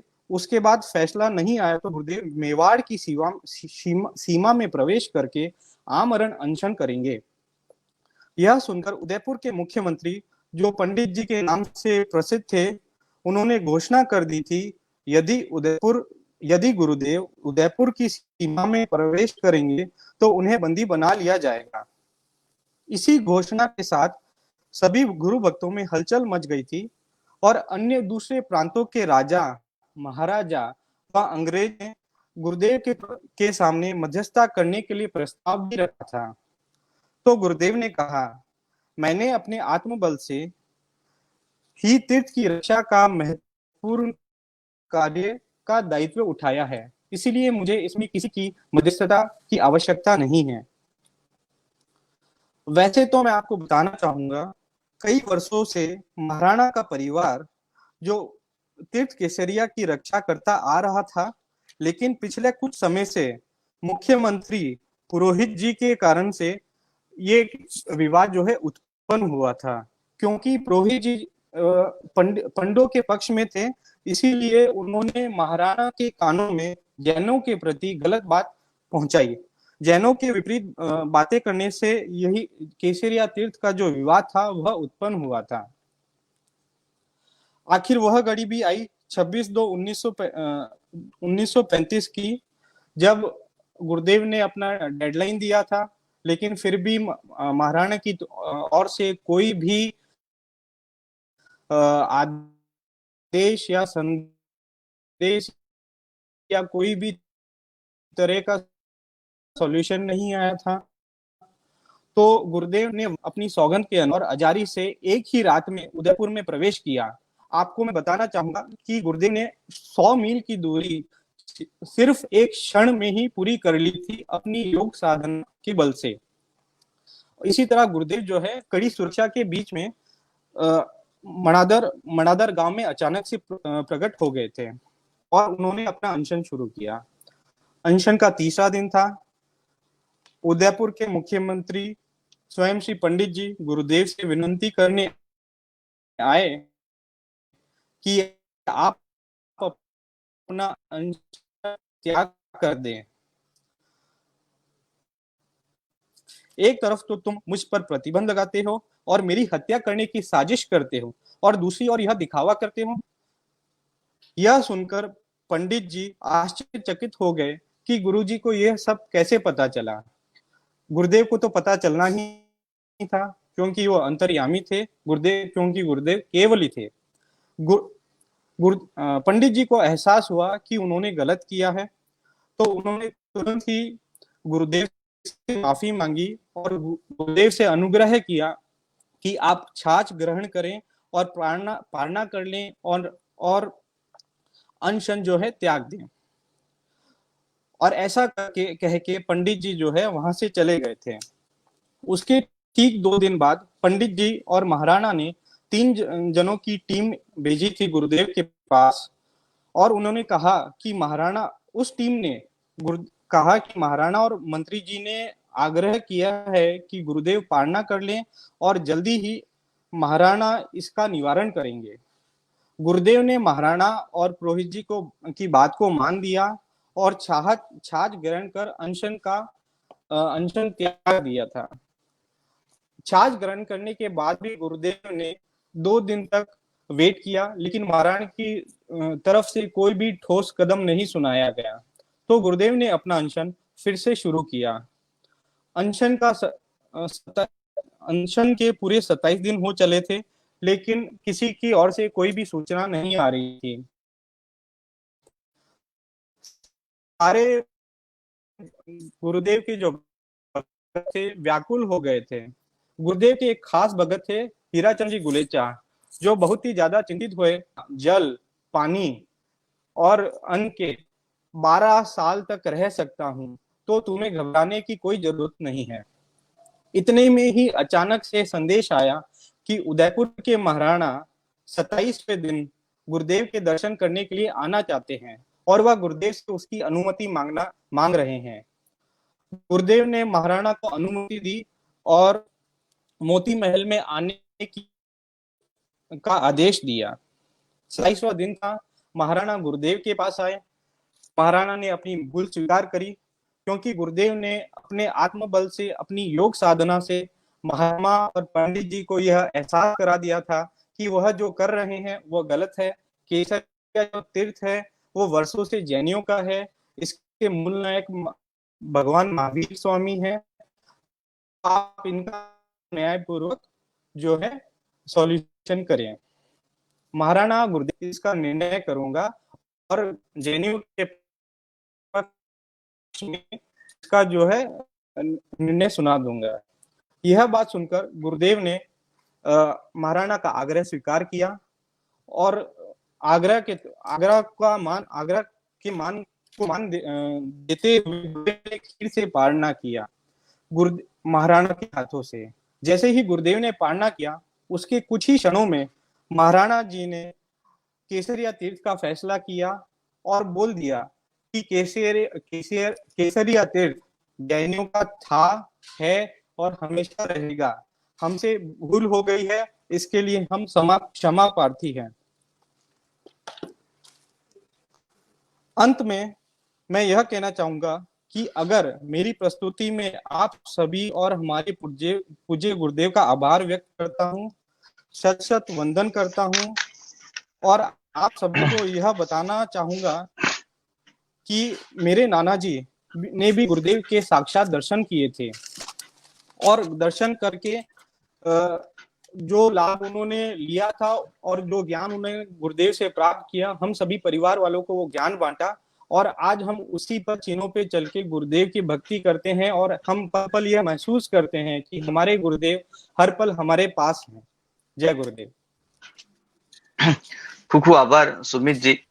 तीर्थ रक्षा के विषय की भी बात करके हमें गुरुदेव ने जो संदेश भेजा है कि तीर्थ रक्षा उन्होंने की तो हमें भी करनी है, तो बस आपका भी खूब आभार। और साथ में हमारे बीच उपस्थित हैं साची जी, जो भी गुरुदेव के एक भक्त हैं और उसके साथ में उनकी एनजीओ पे चल रही है और बड़े सेवा के बहुत अच्छे काम भी कर रही है।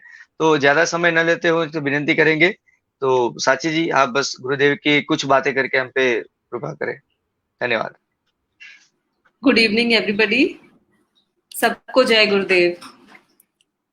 मैं शची जौहरी अपने आप को बहुत भाग्यशाली मानती हूँ कि मैं आज आप सबके समक्ष गुरुदेव के चमत्कारों के बारे में कुछ कहूँ। मेरे इस छोटे से प्रयास में अगर कोई त्रुटि रह गई हो तो मिच्छामि दुक्कडम। हमारा प्रयत्न सिर्फ गुरुदेव को अपने अंतर में महसूस करने का है एवं इस प्रयास को ज्यादा से ज्यादा लोग देखें, गुरु भक्त बने और अपने जीवन को सार्थक करें, इसी का है। मैं जिज्ञाज्ञा ट्रस्ट को आभार प्रकट करती हूँ जिन्होंने इस माध्यम से हमको जोड़ा और हमारे साथ सभी को जोड़ने का प्रयास किया।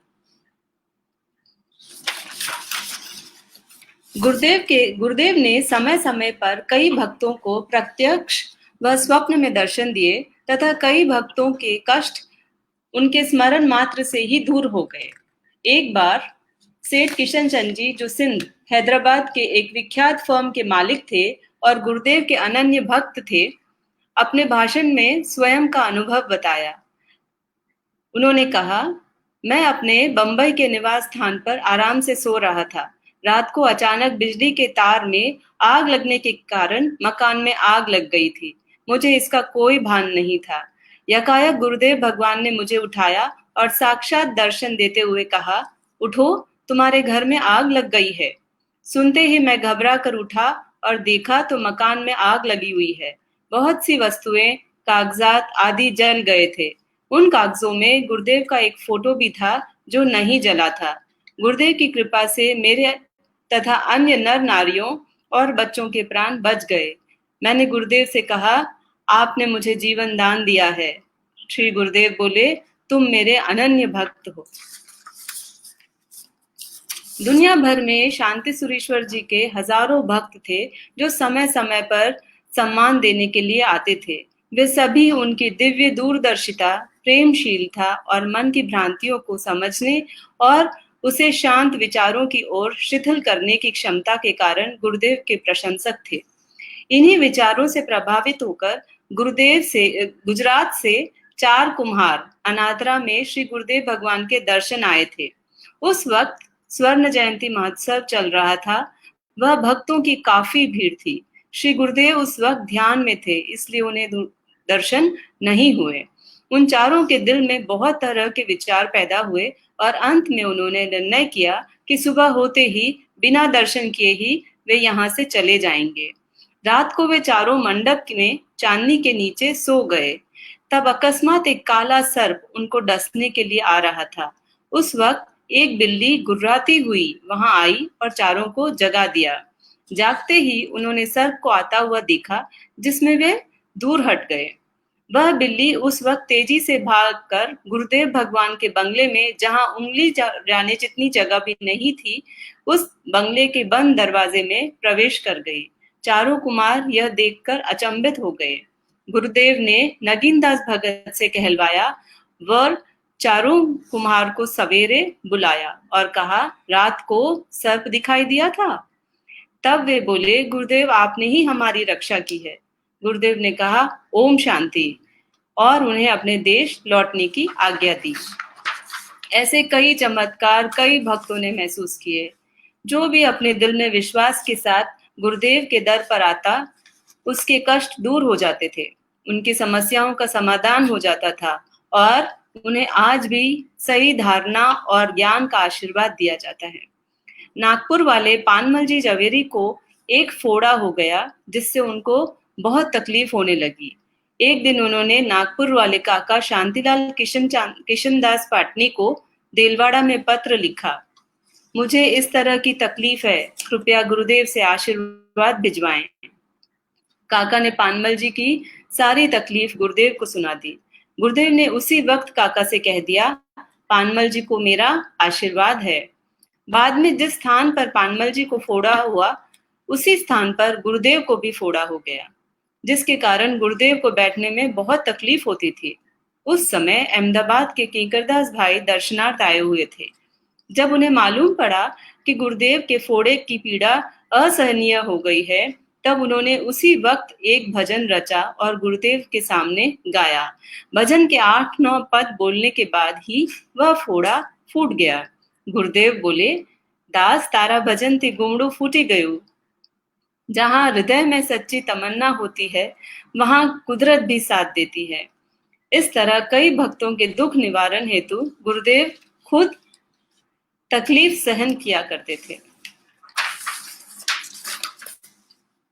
20वीं शताब्दी के महान ज्योतिर्धर, योगीश्वर, यतीश्वर, मुनीश्वर, ध्यानेश्वर श्री शांतिशूरीश्वर जी उन अमर आत्माओं के समतुल्य थे, जिन्हें आगे की पीढ़ियों ने तीर्थंकर या पूर्ण पुरुषों की श्रेणी में प्रतिष्ठित किया, क्योंकि उन्होंने जीवन की तटस्थता से और संपूर्णता से देखा है।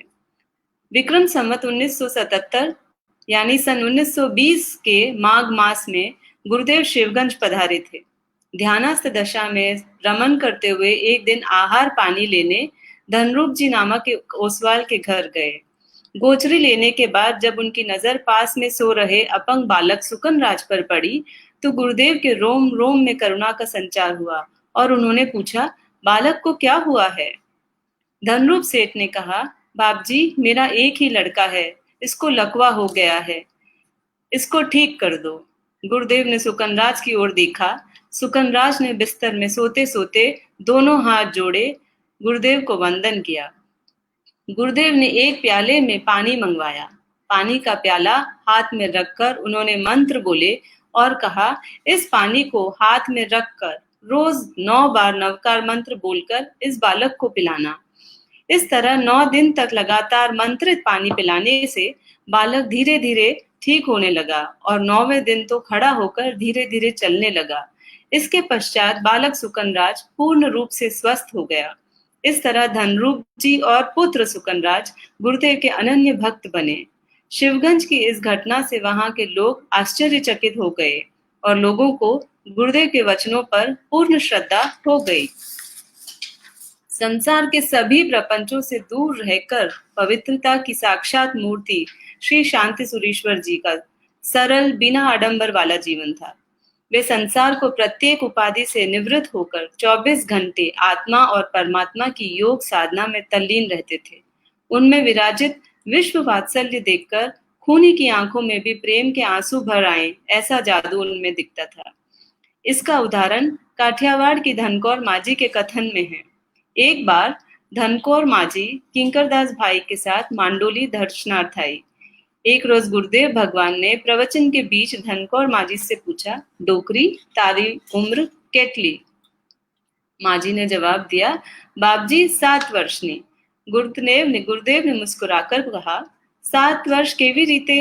माजी ने उत्तर दिया, भगवान ज्यारથી आप મળ્યા ત્યારથી મારો જન્મ થયો છે, પહેલાના બધા વર્ષો પાણીમાં ગયા। ऐसे है हमारे गुरुदेव। गुरुदेव प्रत्येक घटना का मूल्य अपनी रीत से, अपने ही दृष्टि से आंकते रहे। आप अपने सामने आने वाले छोटे से छोटे मनुष्य को भी अंतर में वंदना करके जितनी लघुता दर्शाकर उनके भीतर छुपी हुई दिव्यता को खोज कर पूजा करते थे।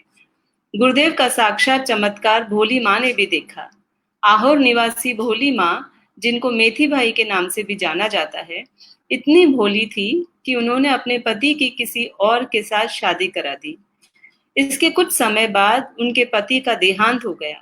तब लोग उसे ताना देने लगे, तू अपनी पति को खा गई। इस भोली माँ को गुरुदेव ने दादा गुरु मंदिर के पास एक गुमटी में ऊपर जाने के लिए जो सीढ़ियां थी, वहां नीचे की एक आलानुमा जगह में अपने पति के दर्शन करवाए थे और हाथ में पहनने को कड़े दिए थे। तब से भोली माँ अपने आप को सौभाग्यवती ही समझती है और लोगों के ताने भी स्वतः ही बंद हो गए थे। शांति सुरेश्वर जी भगवान भक्तों के मन की बातें जान लेते थे और अपने चमत्कारों से उनकी परेशानियों को ऐसे हर लेते थे मानो जैसे कुछ हुआ ही नहीं हो और सब ठीक हो गया हो। यह धरती पर साक्षात प्रभु हैं। अचलगढ़ में जब भी गुरुदेव अपने कमरे से बाहर आते थे, तब बेड़ा वाले फौजमल जी थाली भरकर चावल उछाल देते थे। इसलिए गुरुदेव उन्हें चावल काका कहकर बुलाते थे। फौजमल जी के चावल के खेत थे और उन्हें कबूतरों को दाना चुगाना का शौक था। फौजमल जी को अपने अंतिम समय का भी आभास हो गया। सन 1960 की महाशिवरात्रि की रात को मंदिर की आरती की घंटानाद सुनते, प्रभु स्मरण करते हुए माउंट आबू में उनका समाधि पूर्ण देहांत हो गया। दूसरे दिन कबूतरों को रोज की तरह अनाज डाला गया। सब कबूतर छत पर आकर बैठ गए, मगर किसी ने अनाज का एक दाना भी ग्रहण नहीं किया, मानो वे सभी चावल काका को अंतिम विदाई दे रहे थे। मेरी ओर से ये छोटा सा प्रयास, मैं ट्रस्ट को बहुत आभार मानती हूँ कि उन्होंने मुझे ये मौका दिया और मैं गुरुदेव के थोड़े से चमत्कार थोड़े से लोगों तक पहुंचा पाई। जय गुरुदेव। जय गुरुदेव। खूब खूब आभार साची जी आपका। और इसके साथ ही आज के सेशन के अंतिम चरण की ओर हम जा रहे हैं। उसके पहले भी एक कल जो हमारी भक्ति इसी प्लेटफॉर्म के माध्यम से अवेलेबल है, एक शाम हमारे गुरुदेव के नाम, गुरु विजय शांति सुरेश्वर जी के नाम, ऐसी भक्ति का अवसर भी हमें मिला है। तो कल शाम को बराबर 8 से 9 भी हम यहाँ पर इसी प्लेटफॉर्म पर उपस्थित रहेंगे। और साथ में अभी हमारे बीच में है रक्षक जी सिंघवी, जो गुरुदेव के विषय में कुछ और नई जानकारी के साथ हमारे बीच में उपस्थित है, तो उनके विषय में बात करेंगे। रक्षक जी पधारिए। जय गुरुदेव सर। मैं रक्षक सिंघवी जिन आज्ञा ट्रस्ट एवं साध्वी श्री मैत्री रत्ना जी मासा का खूब खूब आभार व्यक्त करता हूँ, खूब खूब वंदन करता हूँ। उन्होंने हमको ये मौका दिया, हमारे गुरुदेव के बारे में, श्री शांति विजय जी के बारे में कुछ बात करने का मौका दिया। इसके लिए बहुत बहुत बहुत बहुत अनुमोदना। सितंबर 1941 में एक छोटी सी दुर्घटना में गुरुदेव फिसल कर गिर गए थे, जिससे उनकी कूल्हे की हड्डी टूट गई थी। उसके बाद धीरे धीरे गुरुदेव का स्वास्थ्य खराब होता गया। सन 1942 से गुरुदेव भक्तों से दूर होते जा रहे थे। भक्तों को संदेश भिजवा रहे थे कि अब यहाँ पे मत आओ, दर्शन के लिए अचलगढ़ मत आओ, मैं स्थायी मौन लेने वाला हूँ। गुरुदेव को बेसिकली मालूम हो रहा था कि उनका अंत समय आ रहा था, क्योंकि गुरुदेव के भक्त उनको बहुत चाहते थे, इसलिए गुरुदेव धीरे धीरे भक्तों से दूर हो रहे थे। इन टाइम पे गुरुदेव रात दिन आत्म शुद्धि, आत्म साधना, आत्मदृष्टि, आत्म शांति में लीन रहने लगे। इस दौरान वो सिर्फ एक ही बार आहार लेते थे, इससे उनका शरीर और भी क्षीण हो रहा था। 23 सितंबर 1943 की रात अचलगढ़ में गुरुदेव की तबीयत ठीक नहीं थी। कुछ भक्त उस वक्त गुरुदेव के साथ में ही थे। गुरुदेव की तबीयत को नहीं ठीक जान के सबको बड़ी चिंता हो रही थी। रात को 2 बजे के आसपास भक्त गुरुदेव का हाल जानने के लिए उनके कमरे में गए। उन्होंने देखा गुरुदेव को बहुत तेज बुखार था एवं सांसें भी तेज तेज चल रही थी। सब लोगों ने उस वक्त नवकार मंत्र का जाप शुरू किया और ओम शांति की का जाप भी करने लगे। उस वक्त गुरुदेव ने उन लोगों को महावीर स्वामी के निर्वाण के बारे में एक उपदेश दिया, जो गुरुदेव का अंतिम उपदेश था। गुरुदेव ने उनको बताया, महावीर स्वामी भी एक पल के लिए भी, सिर्फ एक पल के लिए भी अपना उम्र का एक पल भी नहीं बढ़ा सके, तो हम लोगों की तो बिसात ही क्या है। भक्तों को ऐसा लगा गुरुदेव फूलचंद भाई के पुत्र के मृत्यु के बारे में बता रहे हैं, लेकिन उन्हें यह नहीं पता था कि गुरुदेव खुद के बारे में बता रहे हैं। इसी समय गुरुदेव के मंत्र का जाप, नवकार मंत्र का जाप शुरू था और 3:30 बजे के आसपास सब भक्तों ने ओम सदगुरुदेवाय नमः का किया। इसी के साथ गुरुदेव ने अपनी अंतिम सांस ली और संवत 2000 की अश्विन कृष्ण पक्ष दिनांक 23 सितंबर 1943 की रात 3:30 बजे गुरुदेव की जीवन यात्रा पूर्ण करके अपनी देह त्याग दी। हमारे गुरुदेव नहीं रहे। भक्तों में कुछ कंफ्यूजन था कि अंतिम संस्कार कहाँ करें। उन्होंने उस वक्त सबने मिलके भक्त शिरोमणि सेठ किशन चंद को फोन किया, शायद उन्हें कुछ पता हो, शायद गुरुदेव ने उनको कुछ बताया हो। यकायक सेठ किशन चंद के मुंह से निकला मांडोली और फिर मांडोली में अग्नि संस्कार करना तय किया गया। अहमदाबाद से और सब जगह से, देश भर से लोग आबू पहुंचने लगे।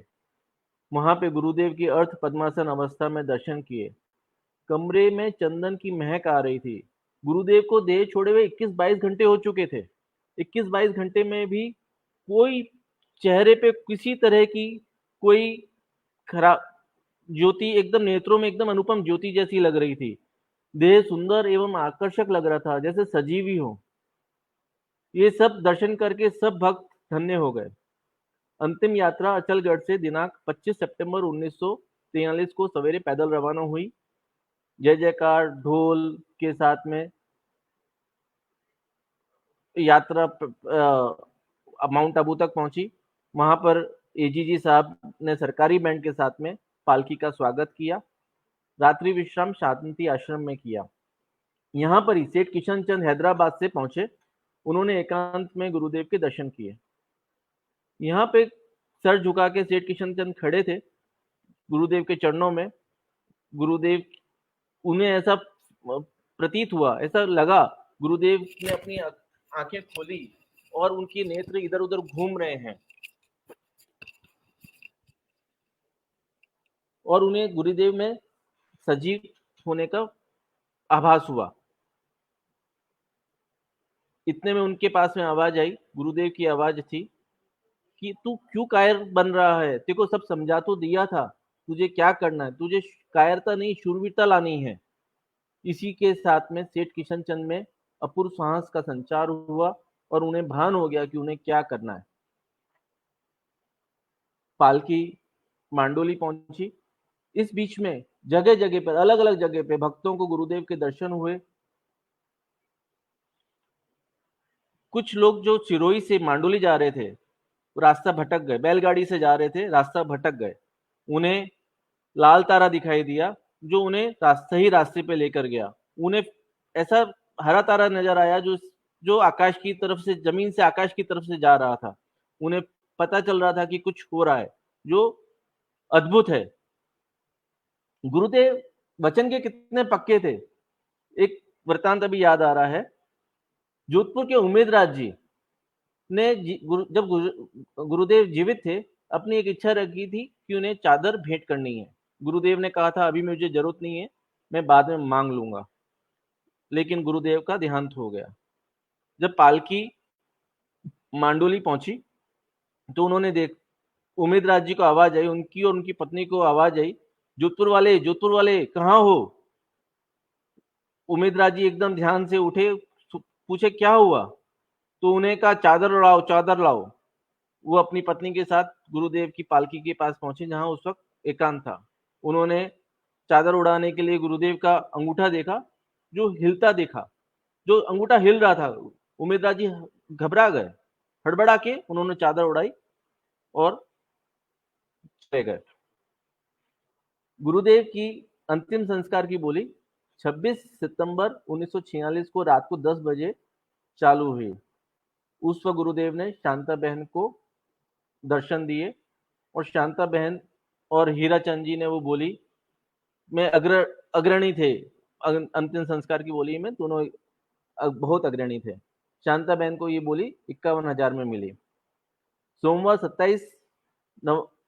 27 सितंबर 1943 विक्रम संवत 2000 अश्विन कृष्ण पक्ष शुक्ल 14 को सूर्योदय होते ही गुरुदेव की पालकी को करीब 30,000 लोगों जन समुदाय की उपस्थिति में चंदन की पूर्ण चिता में अग्नि संस्कार के लिए रखा गया।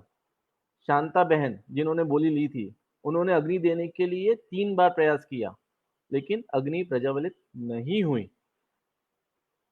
फिर सेठ किशन चंद को कुछ आभास हुआ और उन्होंने अग्नि देने की कोशिश की, जो एक ही बार में हो गई।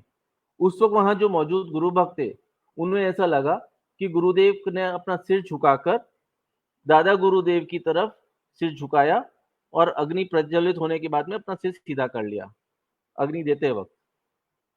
ये ऐसे थे हमारे गुरुदेव। चिता के पास में सैकड़ों भक्तों बैठ के भजन गा रहे थे। जो भक्त लेट आए थे वो विलाप कर रहे थे कि हमें गुरुदेव के दर्शन नहीं हुए, हमको मौका नहीं मिला। आरती के पश्चात उन सबका विलाप सुन के आरती के पश्चात गुरुदेव ने अभय मुद्रा में साक्षात दर्शन दिए।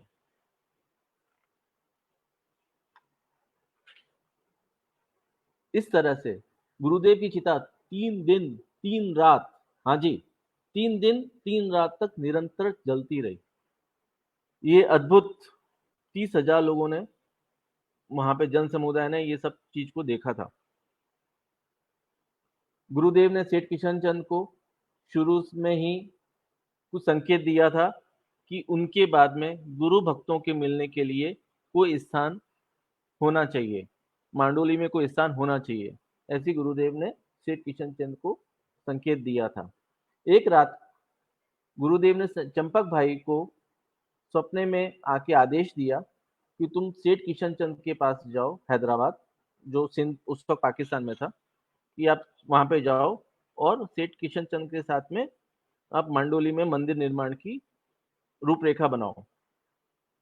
बाद में सेठ किशन चंद, चंपक भाई और दूसरे गुरु भक्त अहमदाबाद में शांताबेन से मिले और उनसे, क्योंकि बोली शांताबेन ने ली थी, इसलिए शांताबेन को बनाया और मंदिर निर्माण के लिए काम शुरू करने की सोची।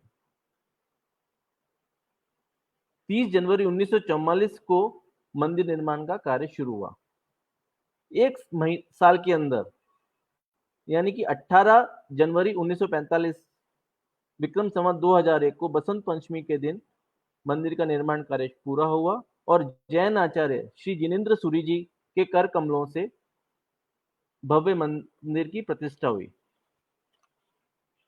गुरु मंदिर भारतीय वास्तुकला का एक आदित्य स्वरूप है, जिसमें हिंदू, मुस्लिम, सिख, ईसाई, सदा और सब जैन धर्मों की वास्तुकला का समन्वय देखने को मिलता है। गुरु मंदिर का प्रवेश द्वार गिरजाघर जैसा बना हुआ है, जिसमें घंटाघर बनाया गया है। मंदिर की चारदीवारी के चारों कोनों में मस्जिद नुमा अर्ध गोलाकार गुंबज वाली घुमटियां भी है। गुरु मंदिर के प्रवेश द्वार पश्चिमाभिमुख है। मंदिर में प्रवेश करते ही हरे भरे बगीचे के बीच एक विशाल ऊंचे चबूतरे पर गुरु मंदिर दृष्टिगोचर होता है। मंदिर के मूल नायक परम पूज्य गुरुदेव विजय शांति सुरेश्वर जी भगवान की अत्यंत आकर्षक, भव्य, आदमकद पद्मासन प्रतिमा दूर से ही मन मोह लेती है। उस मंदिर के बारे में क्या बोले, जितना बोलेंगे कम है। मेरी आप सबसे हाथ जोड़ के प्रार्थना है, आप एक बार वहां पे मंदिर दर्शन करने जरूर जाएं। आपको अंदर से बहुत शांति मिलेगी। ऐसा लगता है जैसे गुरुदेव सबको मुस्कुरा के अपने पास बुला रहे हो। मूल गर्भगृह के चारों ओर गुरुदेव के जीवन से संबंधित मुख्य घटनाओं का सुंदर चित्रण किया हुआ है। संपूर्ण मंदिर संगमरमर का बना हुआ है, जिस पर खुदे हाथियों की आकृतियां, कलात्मक जालियां, बेल बूटे की पचकारी देखते ही बनती है। मुख्य मंदिर के इस चबूतरे के चारों कोनों पर 4 छतरियां बनी हुई है, जिसमें आगे की 2 छतरियां में क्रमशः गुरुदेव की अरिष्ट, आयत एवं प्रेरणादायक पद्मावती देवी एवं सरस्वती देवी की सुंदर प्रतिमाएं विराजमान हैं। पीछे की 2 छतरियों में क्रमशः गुरु श्री तीर्थ विजय जी एवं श्री शांति सुरेश्वर जी की चरण पादुका स्थापित है। इसी मंदिर में 3 ऐतिहासिक नीम के वृक्षों के बीच दादा गुरु की छतरी बनी हुई है। यह वही स्थान है जहां दादा गुरुदेव श्री धर्म विजय जी का अग्नि संस्कार किया गया था। मुख्य मंदिर के पीछे बने बरामदे के दोनों ओर घंटियों के बीच वाले गवाक्ष में भी गुरुदेव की पद्मासन प्रतिमाएं विराजमान है। मंदिर से दर्शन कर लौटते समय प्रतिष्ठा के समय से उस समय से प्रज्वलित अखंड ज्योति के दर्शन होते हैं, जो प्राणी मात्र को अंधकार से प्रकाश की ओर निरंतर अर्धगमन की सतत प्रेरणा देती रहती है।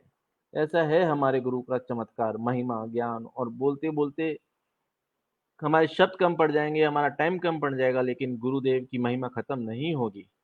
मेरी आपसे विनती है कि आप एक बार जरूर से मांडोली के दर्शन करें। जय गुरुदेव। खूब आभार रक्षक जी।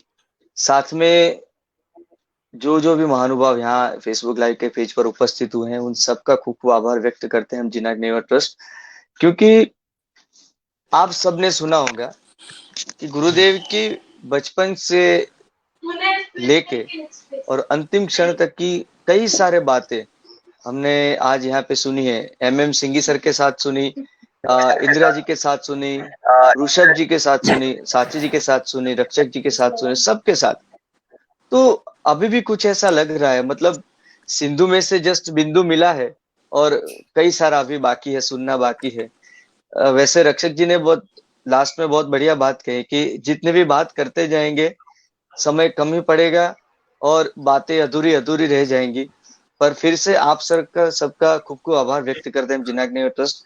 और आपके माध्यम से अभी फेसबुक पे ऑलमोस्ट 10,000 से ज्यादा लोगों तक ये अपनी पोस्ट पहुंच चुके हैं। कई सारे भक्तों ने देख भी ली है और कई सारे भक्त देखेंगे भी। तो फेसबुक लाइव के माध्यम से, मीडिया के माध्यम से अपने महायोगीराज आचार्य सम्राट श्री श्री श्री 1008 श्री विजय शांति सुरेश्वर जी गुरु भगवंत की बातें कई सारे भक्त इस वीडियो के माध्यम से जानेंगे, जो वैसी बातें तो शायद किसी ने कभी सुनी भी नहीं होंगी, कभी देखी भी नहीं होंगी। तो वैसी सब बातों को जानने का अवसर ये जिनाग नेवर ट्रस्ट के माध्यम से मिला। और उसके साथ में खूब आभार व्यक्त करते हैं श्री शांति योगी मंडल का, अहमदाबाद का, जिन्होंने एक विनती पर पूरा सारा अरेंजमेंट करवा दिया और भक्तों के द्वारा गुरु शांति योगी सुरेश्वर जी महाराज की बात हमने की। तो फिर से आपका खूब खूब धन्यवाद। कल शाम को फिर से 8 और 9 बजे के बीच में एक शाम योगी शांति गुरुदेव के नाम, जिनमें गुरुदेव की भक्ति जो कई सारे बार भक्ति अपने फेसबुक लाइव माध्यम से हो चुकी है, वैसी एक भक्ति ये जिनाग्निवा ट्रस्ट के फेसबुक पेज पर आपको मिलेगी। श्री विनोद भाई जैन और श्री मंजूबेन जैन वो पधारेंगे और इस फेसबुक लाइव के माध्यम से गुरुदेव की भक्ति करवाएंगे। तो फिर से आप सर्वे का खूब खूब आभार व्यक्त करते हैं। आप सर, सिंगी सर जी, ऋषभ जी, इंदिरा जी, साची जी, सबका दिल से हम खूब आभार व्यक्त करते हैं। आप सब पधारे और अपनी विशेष बात लेकर गुरुदेव की स्पर्शना करवाई। कई सारी बातें हमें भी पता नहीं थी, वो भी हमने आज जानी। तो गौरव होता है ऐसे जैन शासन पर, ऐसे गुरुदेव पर के धन्यता हम अनुभवते हैं कि ऐसे गुरुदेव हमें मिले हैं। तो फिर से आपका खूब आभार, धन्यवाद। बहुत बहुत धन्यवाद, बहुत बहुत धन्यवाद। धन्यवाद जी। धन्यवाद।